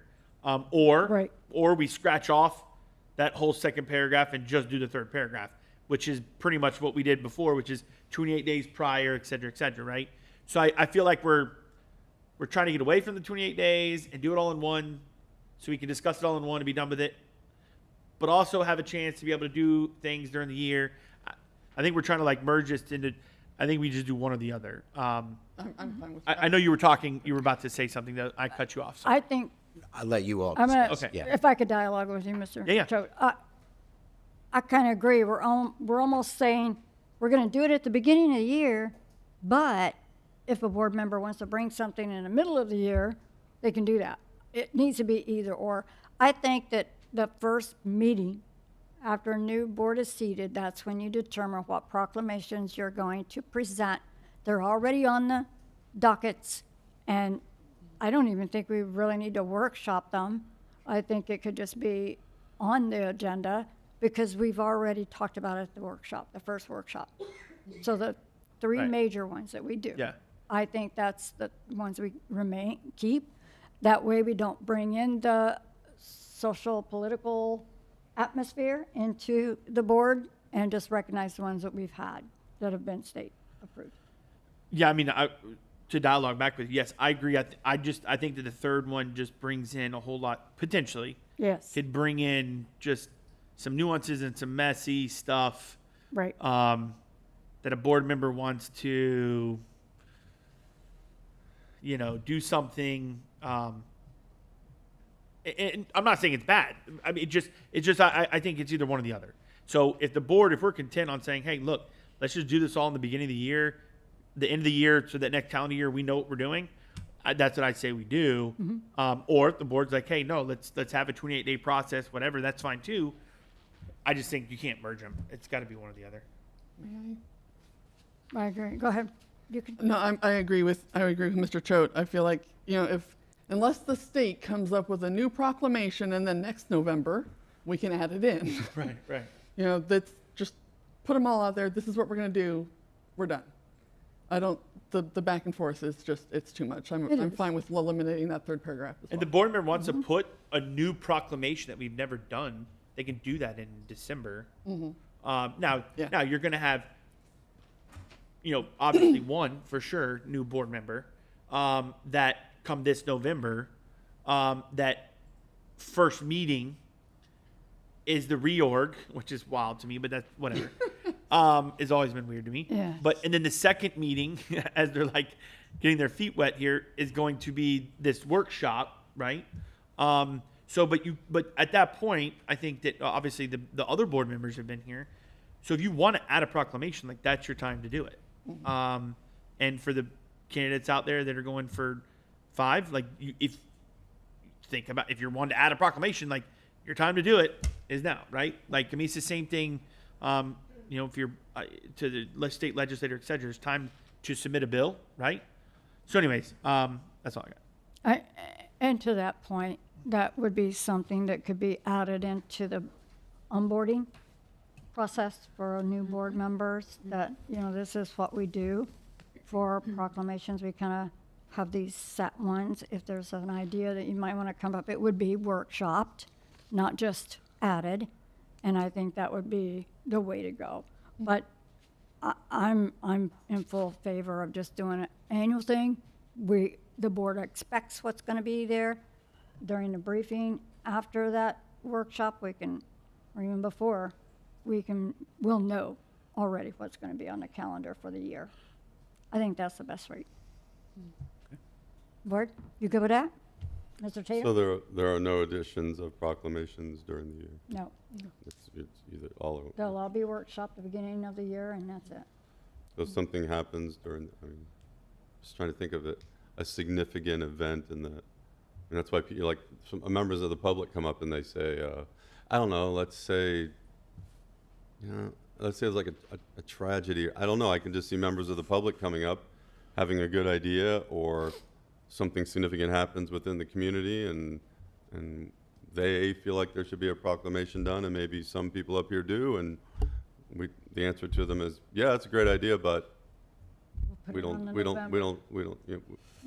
it that way. If that's what we want to tell the public, basically your ability to suggest proclamations ends on 31 or whenever, at the day of the meeting when we're going to do this, and you have no ability until the next year to come up and talk about or suggest a proclamation. I mean, if that's what we want to do, I would just keep paragraph 3 as the third paragraph, and just because what I think paragraph 3 tried to do was eliminate the awkwardness of voting at a meeting where the proclamation was taking place and people voting against it like I did, and I'll admit it was somewhat awkward, so that this process was then put in place, that we workshopped it, it was voted on at a meeting, and then the day of the actual proclamation, when people are here, there is no vote at that point. It's done, it's over, and the proclamation is just read without a vote. I'm just bringing up that point that we're basically telling the public, you have an ability to give us ideas, but only once a year, and after that, it's done. And if that's what we want, that's fine. But something to consider. But like I said, I would do away with the whole thing, but, so I'm not going to fall on my sword for the way you all want to do it. But that is just a consideration, that we're not giving the public much opportunity to provide input other than Well, I think that once a year. I think the whole base of even talking about this policy was, to have board control, not chime out the public, but allow the public can submit, and it can be considered. But to your point, if something tragic happens and somebody wants to do a proclamation on that, I mean, we have tragedies all over the world. Look at all of the earthquakes and things that's going on right now. And, you know, I would rather just keep it kind of more local and more focused on our community. That's just my feeling about Just it. to jump in, Go sorry. ahead. Just real quick to dialogue with that idea is that even if it's the number one principle is still it's got to be in our education Right. standards, etc. So, you know, although a tragedy like the earthquake in Venezuela, like that doesn't fall under our number one guideline of is that a Florida law state education item. Although it's a tragedy, we could do a moment of silence. We could bring it up. We could do something. But the actual proclamation of it, saying this day is for that tragedy, unless it's in our education standards, it shouldn't happen anyways, theoretically. That's all. That's the point I was going to add. Go ahead, Ms. Bell. That's sorry, this is not going away. That's basically along the lines of what I was going to say. I mean, when the state or the federal come out with, you know, when we had 9/11, there was lots of special recognitions. There's no reason we can't do a special recognition, moment of silence, presentations, anything like that in regards to a national tragedy or a state tragedy or a local tragedy. And then if the state or somebody else all the way up decides that we need, you know, sometimes it's an act of Congress, literally, we're going to, you know, do a recognition of, you know, this on this date. Well, is it part of our curriculum? Right. If they're making it a holiday, we're not going to be here anyway. Because we don't have proclamations for Juneteenth or 4th of July or Memorial Day. But we do recognitions of those, and we do have those days off for people to spend with their families and to celebrate or to mourn. So that I feel like it wouldn't require a proclamation. But I do understand where you're coming from. And there's no reason why we can't recognize those when they happen. Jewish Holocaust Day. What if someone wants to come up and say, I think you should do, or Armenian Holocaust? I don't know. You know, all that. We do. I mean, we do. We don't do You know, proclamation for it, Holocaust remembrance. Anyway, that's part of our curriculum. right? Um, I'm just saying there are lots of suggestions out there other than tragedies. It's a good point. It's not in the policy, I guess, but there are lots of educationally oriented topics that someone could come up, and I just gave you 2 examples of, that we teach in our history classes, but it's not a follow my sword issue. And I'm not going to be here anyway, so whatever you guys want to do, have between the 4 of you. It's fine. yeah. It's all good. You got direction? Yes, thank you. Mr. Kennedy? Oh, has Thank you. I lit thought you were up. about to go. No. Okay, I'll be brief. I gotta tell you that it's a little frustrating because I think I've been involved in more conversations and proclamations in the past year than I have in the past 10 years combined. And so this, to me, was a situation it was really not broken, so I don't know why we keep trying to fix it. Further, in one of our previous conversations, that in this text we have, the purple text, which is the new proposed text, this idea was already rejected by this board during a previous conversation. Now, maybe people's minds have changed, and that's fine. I certainly understand that. But this specifically of doing everything on one day in November for the next 12 months, this board rejected, and I don't remember it even being like close. So if anything, I would just support keeping what we have. It's still like the 28-day requirement. I mean, it's fine. We can get used to it. Board members and the public just have to understand if you want to do a proclamation, you got to get it in 28 days in advance. And I think kind of to Mr. Tatum's point, it just feels like a suppression of speech of citizens and of board members. I mean, as it has been discussed, like a new board member might come in, they're brand new to the job, and they don't even know what they're doing yet, let alone what proclamations they're thinking about or might want to do. And by the way, in the past, we have done a Holocaust Remembrance Proclamation. It was regular on the schedule, as many of them were, and it's just interesting because all these past years, like, proclamations never made a blip. And this is our 6th conversation about proclamation. So I would support just keeping what we have, which is the struck through text in red, which is the 28-day notice requirement. And, I think Ms. Spray, you said it, like, we'll have our kind of regularly scheduled proclamations that we always do, and maybe those that we can approve. I agree that we got to do one or the other, but maybe there is some room for, like, okay, let's approve a batch in November of proclamations coming for the following year, but we don't want to close out the opportunity for the public or for a board member to add something. So, and then I have some more comments about specifically the Hispanic Heritage Proclamation, but I'll save those. Okay. If you want to, because we have that proclamation language in front of us. Did you want to go over that today? Well, after we're done with this, editing all Got of it. this, Mr. Cho. Yeah, I just want to make sure I heard you clearly. So that's in purple, the font color in purple. Yeah. You're saying that the board did not want that, where it's like the one regular workshop, discuss them all at one time and then go. Yeah, Because I was under the impression that we all said yes to that because we didn't want. Mr. Tanner brought it up, like the awkwardness of discussing the proclamation at the night you're going to do the proclamation, and to avoid that. And I believe Mr. Dye is the idea that said, hey, just do them all at once and get it done with. That way, as you move forward through the year, you're not discussing what you're doing in XYZ month because you've already discussed it. I thought we all said yes to that. I think we did. I thought we all said yes to what's in red. No. Oh, no. What's in red, I think, was the original, but then what the problem was in red was that you're going to have to, you have to approve it the day of the meeting, not the meeting before. It didn't have that text in there.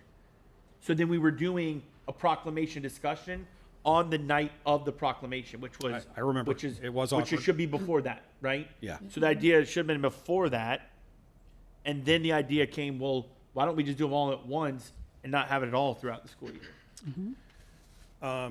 It's not my memory, but that's okay. I could be wrong.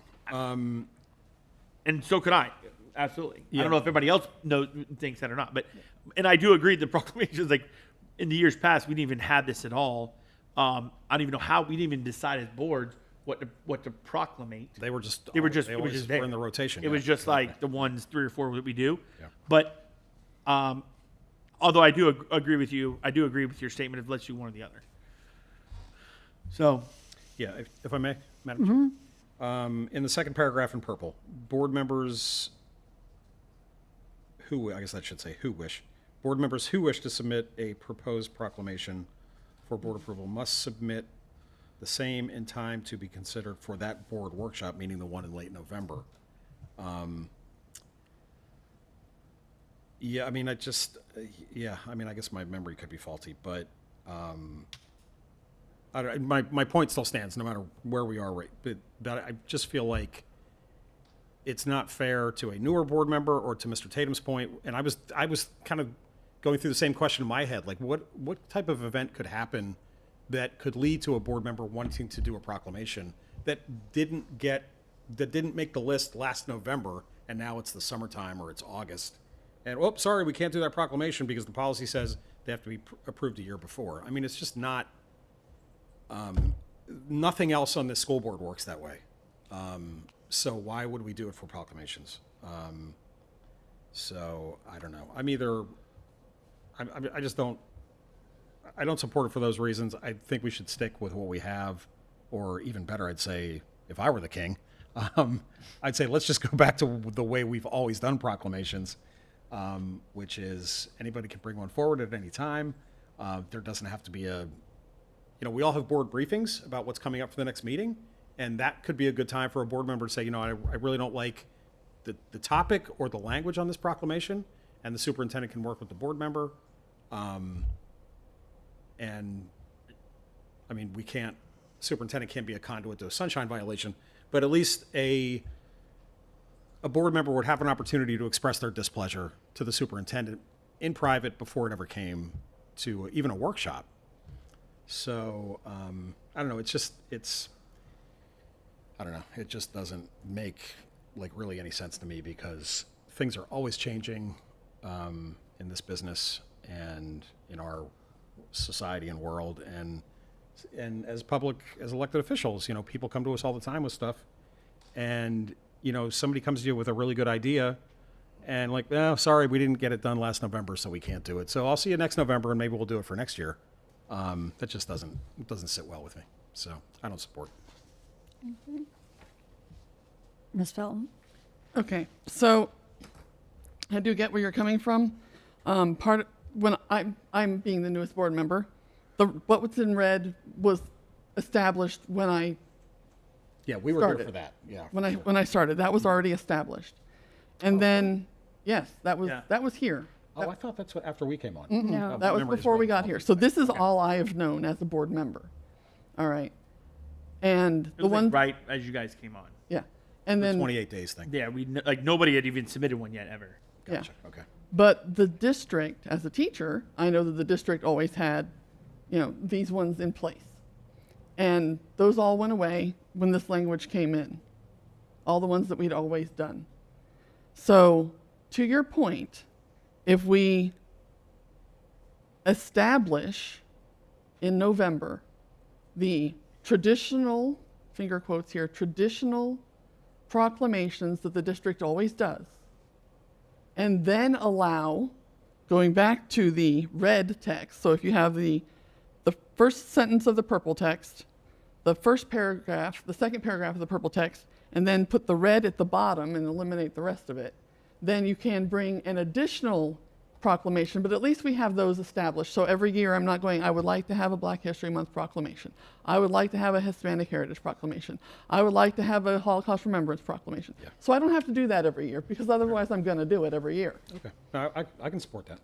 Yeah. Would that balance that out? I mean, in a dialogue with you, yes, I think if we put in something where a board member can bring up a proclamation at any point, sure. Like, I think we could still do that now. Yeah. Like, what is, even if this policy is in place, like, what is, if I did want to do a proclamation, I could add it to the new business item. Now, I guess the chair could say no and strike it, not talk about it. I could still do it at the meeting, though. I could still add the item at the meeting that I want to talk about a proclamation. Mm-hmm. And I know it's in our bylaws as a board. I mean, we could chop this up a bunch. Like, you could say the 28 days. I don't think you got to put if we're gonna allow the board members to do something on our own. Like, if a tragedy happened, you can't put a number of days in there on it, because yeah. you're not gonna have a tragedy happen in March and not get it through until end of April. Like, what are we proclaiming?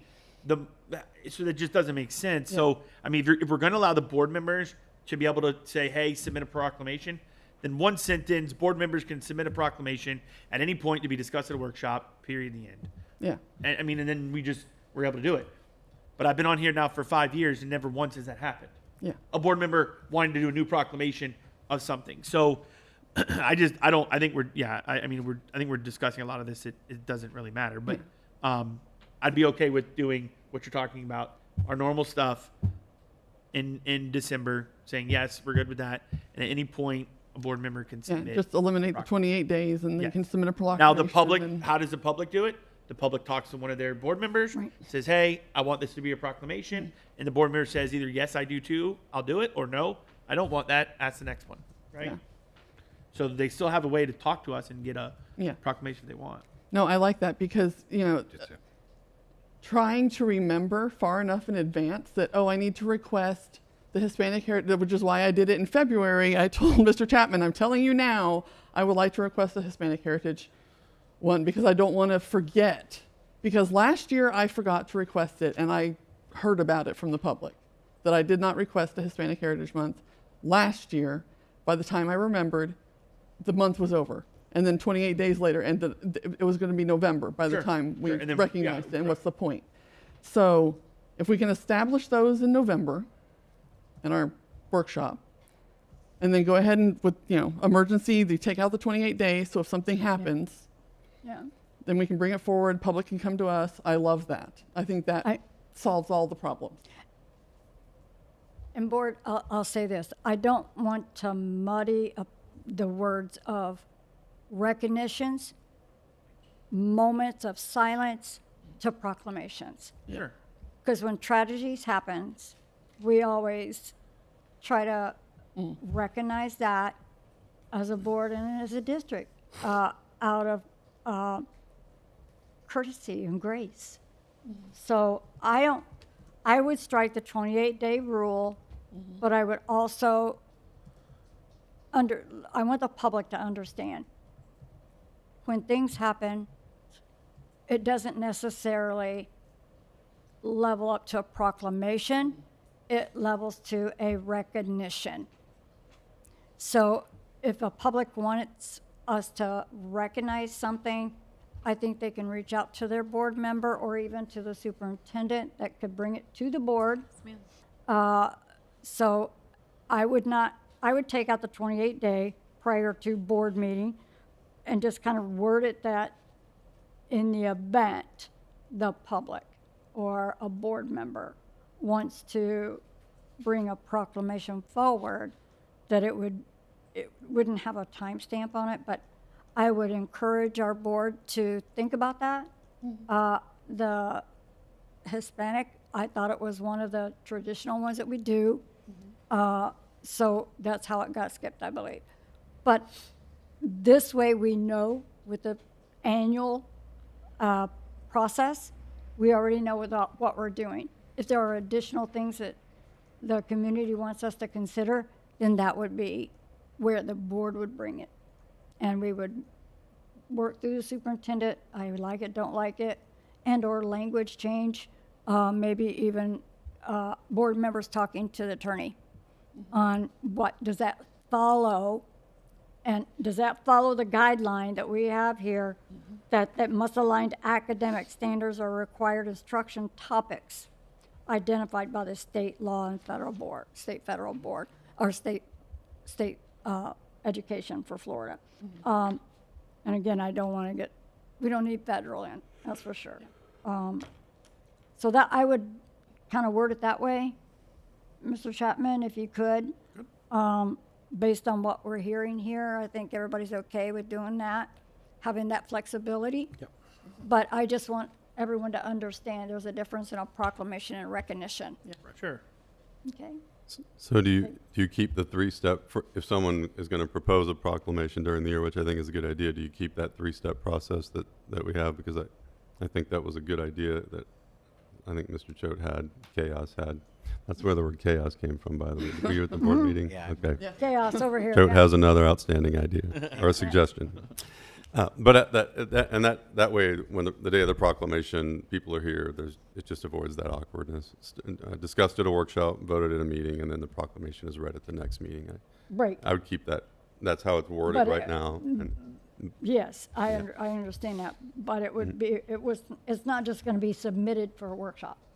It would be submitted and at board briefings right. would, right, But just so you don't have to vote on it on the day of the Sure. proclamation. right, Yeah. exactly, Yeah. yes, Whatever process. Okay, great. Right, That's, right. That's all I Yes. have. yeah, but I just don't want a day limit, 28-day restraint. I mean, it could be I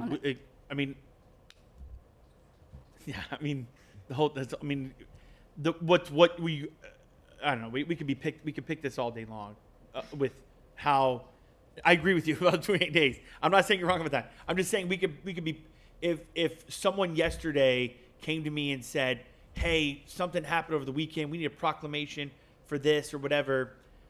We've already have our agenda set for this workshop, so then it wouldn't really be till the next workshop, which is August, I believe, August. Yeah. right? Yep, And so, like, I mean, this is we're discussing this. It's hardly ever going to happen, if ever. but I'm okay with putting a deadline, having some kind of like, hey, just as long as we're not having a discussion about the proclamation on the day of the proclamation is all I really care about. right. Yes. Mr. Chapman, after all that, As much. an observer of this Buddy. good discussion, we started with Mr. Kennedy, who said, let's go back to what was in red. And it looked like we came back almost to what now is in purple. Yes. So I With just, some of it, what's in red. I think if, again, I'm just the facilitator. So I think what Mr. Tatum's point was, what's wrong with the third paragraph? Because it lays out how we prevent not discussing language in front of the people who were proclaiming. And so that's hence the third paragraph. I think Mr. Kennedy's point was, why do we have to do that? Let's just say you can submit it at any time. So I wanted to give Mr. Kennedy a chance to kind of come back to Right, that how do you feel about third paragraph. the third paragraph, understanding your valid point of, I don't want to be, let's say, restricted in kind of a timeline. Yeah, I got you. I can But get that to third paragraph Yeah. was kind of Says laying out if how we A. get to But the a third place paragraph when is there's the- an emergency. but the third paragraph is a timeline. But Right, what, right. No, That's let me why I'm just, let me be clear. okay. What I object to, and I think we've come to a nice hybrid mix here, of everybody's preferences. But what I object to in the second purple paragraph is the third line, must submit in time. Oh, sorry, wait, that's not the right line. Give me 1 second. All proposed proclamations. That it has to be done in November. Where is that? Where's that Yeah. piece? Must be, first line, second paragraph, must be presented at the first board workshop following the board reorganization meeting. That's what I object to. Okay. And it sounds like there's some resistance to that from other people too. So, Well, that kind of just or to clarify, to Ms. Felton's point, historical. that the regular 4 to 6 proclamations we always do, yes, those can be The approved at that historical ones. reorg, fine. Yeah. That, they can be approved at the reorg meeting, but there's still the flexibility for a board member to bring forward another one, which will go through this process that is outlined. So, yeah, it was just that, and we've cleared that hurdle, so I'm good with what we have now. So if you could just add in to that purple paragraph he's referencing, you could actually just add historical proclamations. And Madam Chair, if I may? Yes. It might, for the public's sake, in the policy, it may be helpful to list out what those historical proclamations Okay. are. Yeah. So the public knows, okay, they're going to do a Black History Month proclamation. I don't have to, In Holocaust. I don't have to contact the board about it because it's already in their It's schedule. already there. That's it. Right. So that's a good Okay, and thank you. direction, I think. Point of clarification, is there anything from the red crossed out section that needs to be added? In my opinion, I think it captures that if a board member submits. And there's no 28-day timeline. I think that captures what we had in the red fairly well. You talking about the third paragraph? Yes, the third, if the board member submits, that captures everything that we had in the red. Well, I'm sorry. Go ahead. Well, is anybody else that I'm not. No, go ahead. I'll dialogue with that. So I believe that the proclamation must be submitted in the red. Communication department no later than 28 days prior to the regular board meeting of requesting party wishes to have it considered. That was public. Like that was the public submitting something, right? That wasn't a board. Now, theoretically, I guess it could have been a board member. That's what I was told when I was trying to submit. And so maybe, so if that's our policy like that, so my question is, so then what I'm saying is the third paragraph, if a board member submits a proclamation for review after the first board workshop, the reorg, the proclamation must align to academic standards, blah, blah, blah, blah, then approved at a board meeting following the said mentioned workshop that is not, so it's the 28 days is still in effect with paragraph 3 because our workshops don't happen. So or it may not be 28 days, but it's still sometime prior to the days. So I don't think that as a board member, if we're going to want the public to have an access and the board member, the board shouldn't be but we're always going to be limited because we go through our workshop items. And like I said, if yesterday or last week maybe last week if someone asked me, I could have said, hey, Dr. Breslin, someone asked me about this proclamation. I'd like to throw it on the workshop. And then you ask the chair and the chair says yes. And now you guys make the workshop and you work. But again,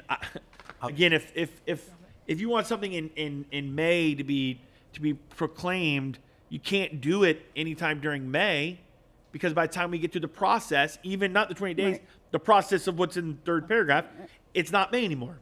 I'll give you. So I think if we just said the board member can bring it up, right. And we all know what don't bring it up during the meeting. You're about to do this in our your next exercise, right? The Hispanic Heritage Month proclamation. The Hispanic Heritage Month is September 15th to October 15th, right? So in order for that to be read at the September 15th board meeting and not be discussed and edited at the September 15th board meeting, you all need to essentially kind of workshop it and then approve it so that it can be read and celebrated on September 15th. So in order to do that, you all are going to edit the proclamation today, perhaps vote to approve it next week on July 21st board meeting so that it can be ready for September 15th. So essentially, we just went through the process. A board Right. member said, hey, I want a proclamation. It fits with the academic standards. So now we're going to go through the process. So you're about to go through the process that essentially is what's in purple if you all agree with that process, which means it can happen anytime. It just has to go through a process so that we're not editing it at the day of, and we can properly publish it, and all the steps that legally we have to follow. But this was a proclamation we've always done in the past. So this is a way different one because it's 6 Right. months. And so because our That one would have been our arguments this morning to not have it one day of the month or one day of the year is two arguments. One, a tragedy. Well, if a tragedy happens today, I can't get the proclamation for the July tragedy on a workshop and on a meeting before August meeting. So then we're going to proclaim that July was the tragedy day. So that's a mooted point. So tragedies are out. The second one is the public can't have access until only that 1 year. Well, yes, they can. That 1 year, we can only vote someone out every 4 years if they do something wrong. So we have those. I just think the whole thing I think is just we're making a mountain out of a molehill or no hill at all. And whatever you guys want to decide, it's all good. As long as we get the historical ones done that we always do, and those are done, I don't think there's going to be any other issue. If I could, Absolutely. I think that's why we wanted to simplify the process by putting it the historical and Sure. list the historical ones in advance. Because some of the public may not even know the ones that we do annually. So I think adding the language of historical and list the historical ones would clean up that muddy water a little bit. And if something comes up, I'm going back to the same line, must be aligned with academic standards or requirement instruction topics. So that's what I'm saying, the difference of recognition and a proclamation. I mean, something happened in May that somebody feels the need for a proclamation. There's no way we could do it in May, to your point. Right. But we can throw that on the next historical list if that's something that the state wants to do. Correct. So that can always be changed. That's the Right. way I look at it. It wouldn't happen that year, but it would happen the next year. Right. It couldn't happen that year. The tragedy's done. So, I mean, it's almost like doing a proclamation after the event. And to me, we could have the recognition of the event and then consider the proclamation at the annual meeting. That's the way I feel about it. And the public is more than welcome to submit things throughout the year. That's the way. I mean, we've spent a great deal of time on this. So we need to get to the proclamation itself. So Ms. Felton, if you could wrap this up. Yep, I was just going to suggest then if we just, the last third paragraph, if a board member submits a proclamation for review after the first board meeting following the reorg, the proclamation must align with academic standards or required instruction topics, et cetera, up through administrative rules, period. Okay. Just period. And then we can discuss, and then if you want to then take out the workshop, breaking it down, you can add, the proclamation can be discussed at a meeting that is not the same meeting as when it's going to be presented to the public. Skinny it down, Yep, period.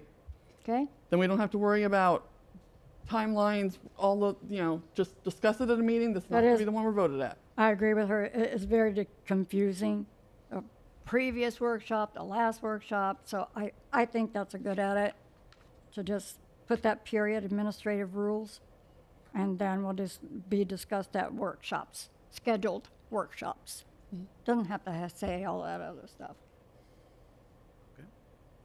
Board members, you good with that? Good. You with it? Yep. Sure. I mean, it doesn't matter. It's not going to happen because it doesn't matter. I'm good. Yeah. I'm good. Yeah. Okay, so you'll have to scratch all that and we'll have to look at it again, but, Yeah. this is good conversation. I think we're getting there. And I agree, we have spent an awful lot of time on this one policy, so. So, board members, if we can move on to the actual proclamation for Hispanic Heritage Month. I've read this. I don't have anything that I would want to edit. And I'm glad that we're doing this now instead of the last minute. So, and that's what this whole proclamation policy is going to be about, do it before. So, board members, if I don't have anyone lit up, if they had any edits or changes, Ms. Felton, just hit. Yep, I don't have any edits or changes. I like this. I appreciate the board discussing this because, like I've said, I had to follow the 28-day rule for both the Black History Month proclamations.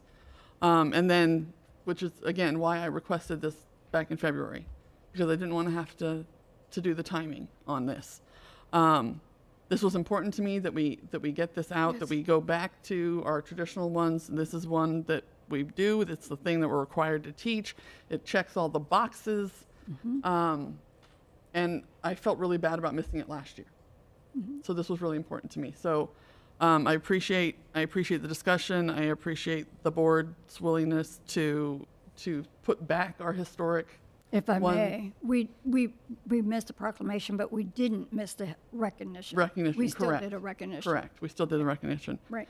And to be able to do this, which is really awesome to me, to be able to do it at our September 15th meeting at the start of the month, rather than mid-month. This is all great to me. So I Well, appreciate everybody's. Right, we have to adopt the proclamation, Yeah. and then it will be presented, and, Yeah. So I appreciate everybody's consideration on that. okay. Thank you. Mr. Tatum? I just want to let you all know I'll stay consistent with my position. I'm not in favor of the proclamation. So when this comes up, I'll vote no. But I'll also keep to my promise where I said I wouldn't throw up any opposition. Once we vote on it and it's approved, it'll just go through. But I'll just vote no on it. That's all. So just so you know, that's it. Okay, great. Mr. Choate? Oh, Mr. Kennedy's first. Oh, Mr. Kennedy? Oh, okay, yeah, He no. wants to do I something. got, else, I I got. I just Choate have one and quick Kennedy. edit for the That's all. last, think. I don't want to make any edits. I just have one small one. It's in the now therefore be it proclaimed by the School Board of Manatee County that September 15th through October 15th shall be known, designated, and set aside as Hispanic Heritage Month in Manatee District Schools. So I have two changes here I'd suggest. September 15th through October 15th shall be designated and designated, comma, celebrated, comma, and set aside as Hispanic Heritage Month, because nearly all of our school, I can't think of a school that doesn't celebrate Hispanic Heritage Month in this district. So I think including the word celebration or celebrated is important. And then finally, at the end of that paragraph, in either Manatee County schools or like the phrase Manatee District Schools, we don't really use that phrase. School District of Manatee County. One of those, yeah. It should be School District of Manatee County, I would say. That's what we do for everything else. School District of Manatee, SDMC. It's the top. I mean, Yes, it's a small at thing. the very top, I agree. I agree. Because that's what Otherwise, I we think say so. at the very top of the language, the school district. So if you could just match that. Oh, yeah, good call. And I'm fine with adding celebrate into that too. Yeah. Sure. All good. Okay. Mr. Choate, did you have anything? Yeah, else? yeah. are we done with that proclamation? I just want to add one little nugget here about the proclamation. So we're about to change the policy, yet we haven't done any proclamations for the rest of the year other than this one. I was going to request one So okay. tomorrow. So that's my next. So my question is for the Holocaust, for our community, all that other stuff that we do in the fall here, because we're about to change our policy to say historical ones that we vote on in November, December, or whatever. We're gonna have 3 or 4 months here from August to that December where we do some proclamations. So I guess my question is, I agree.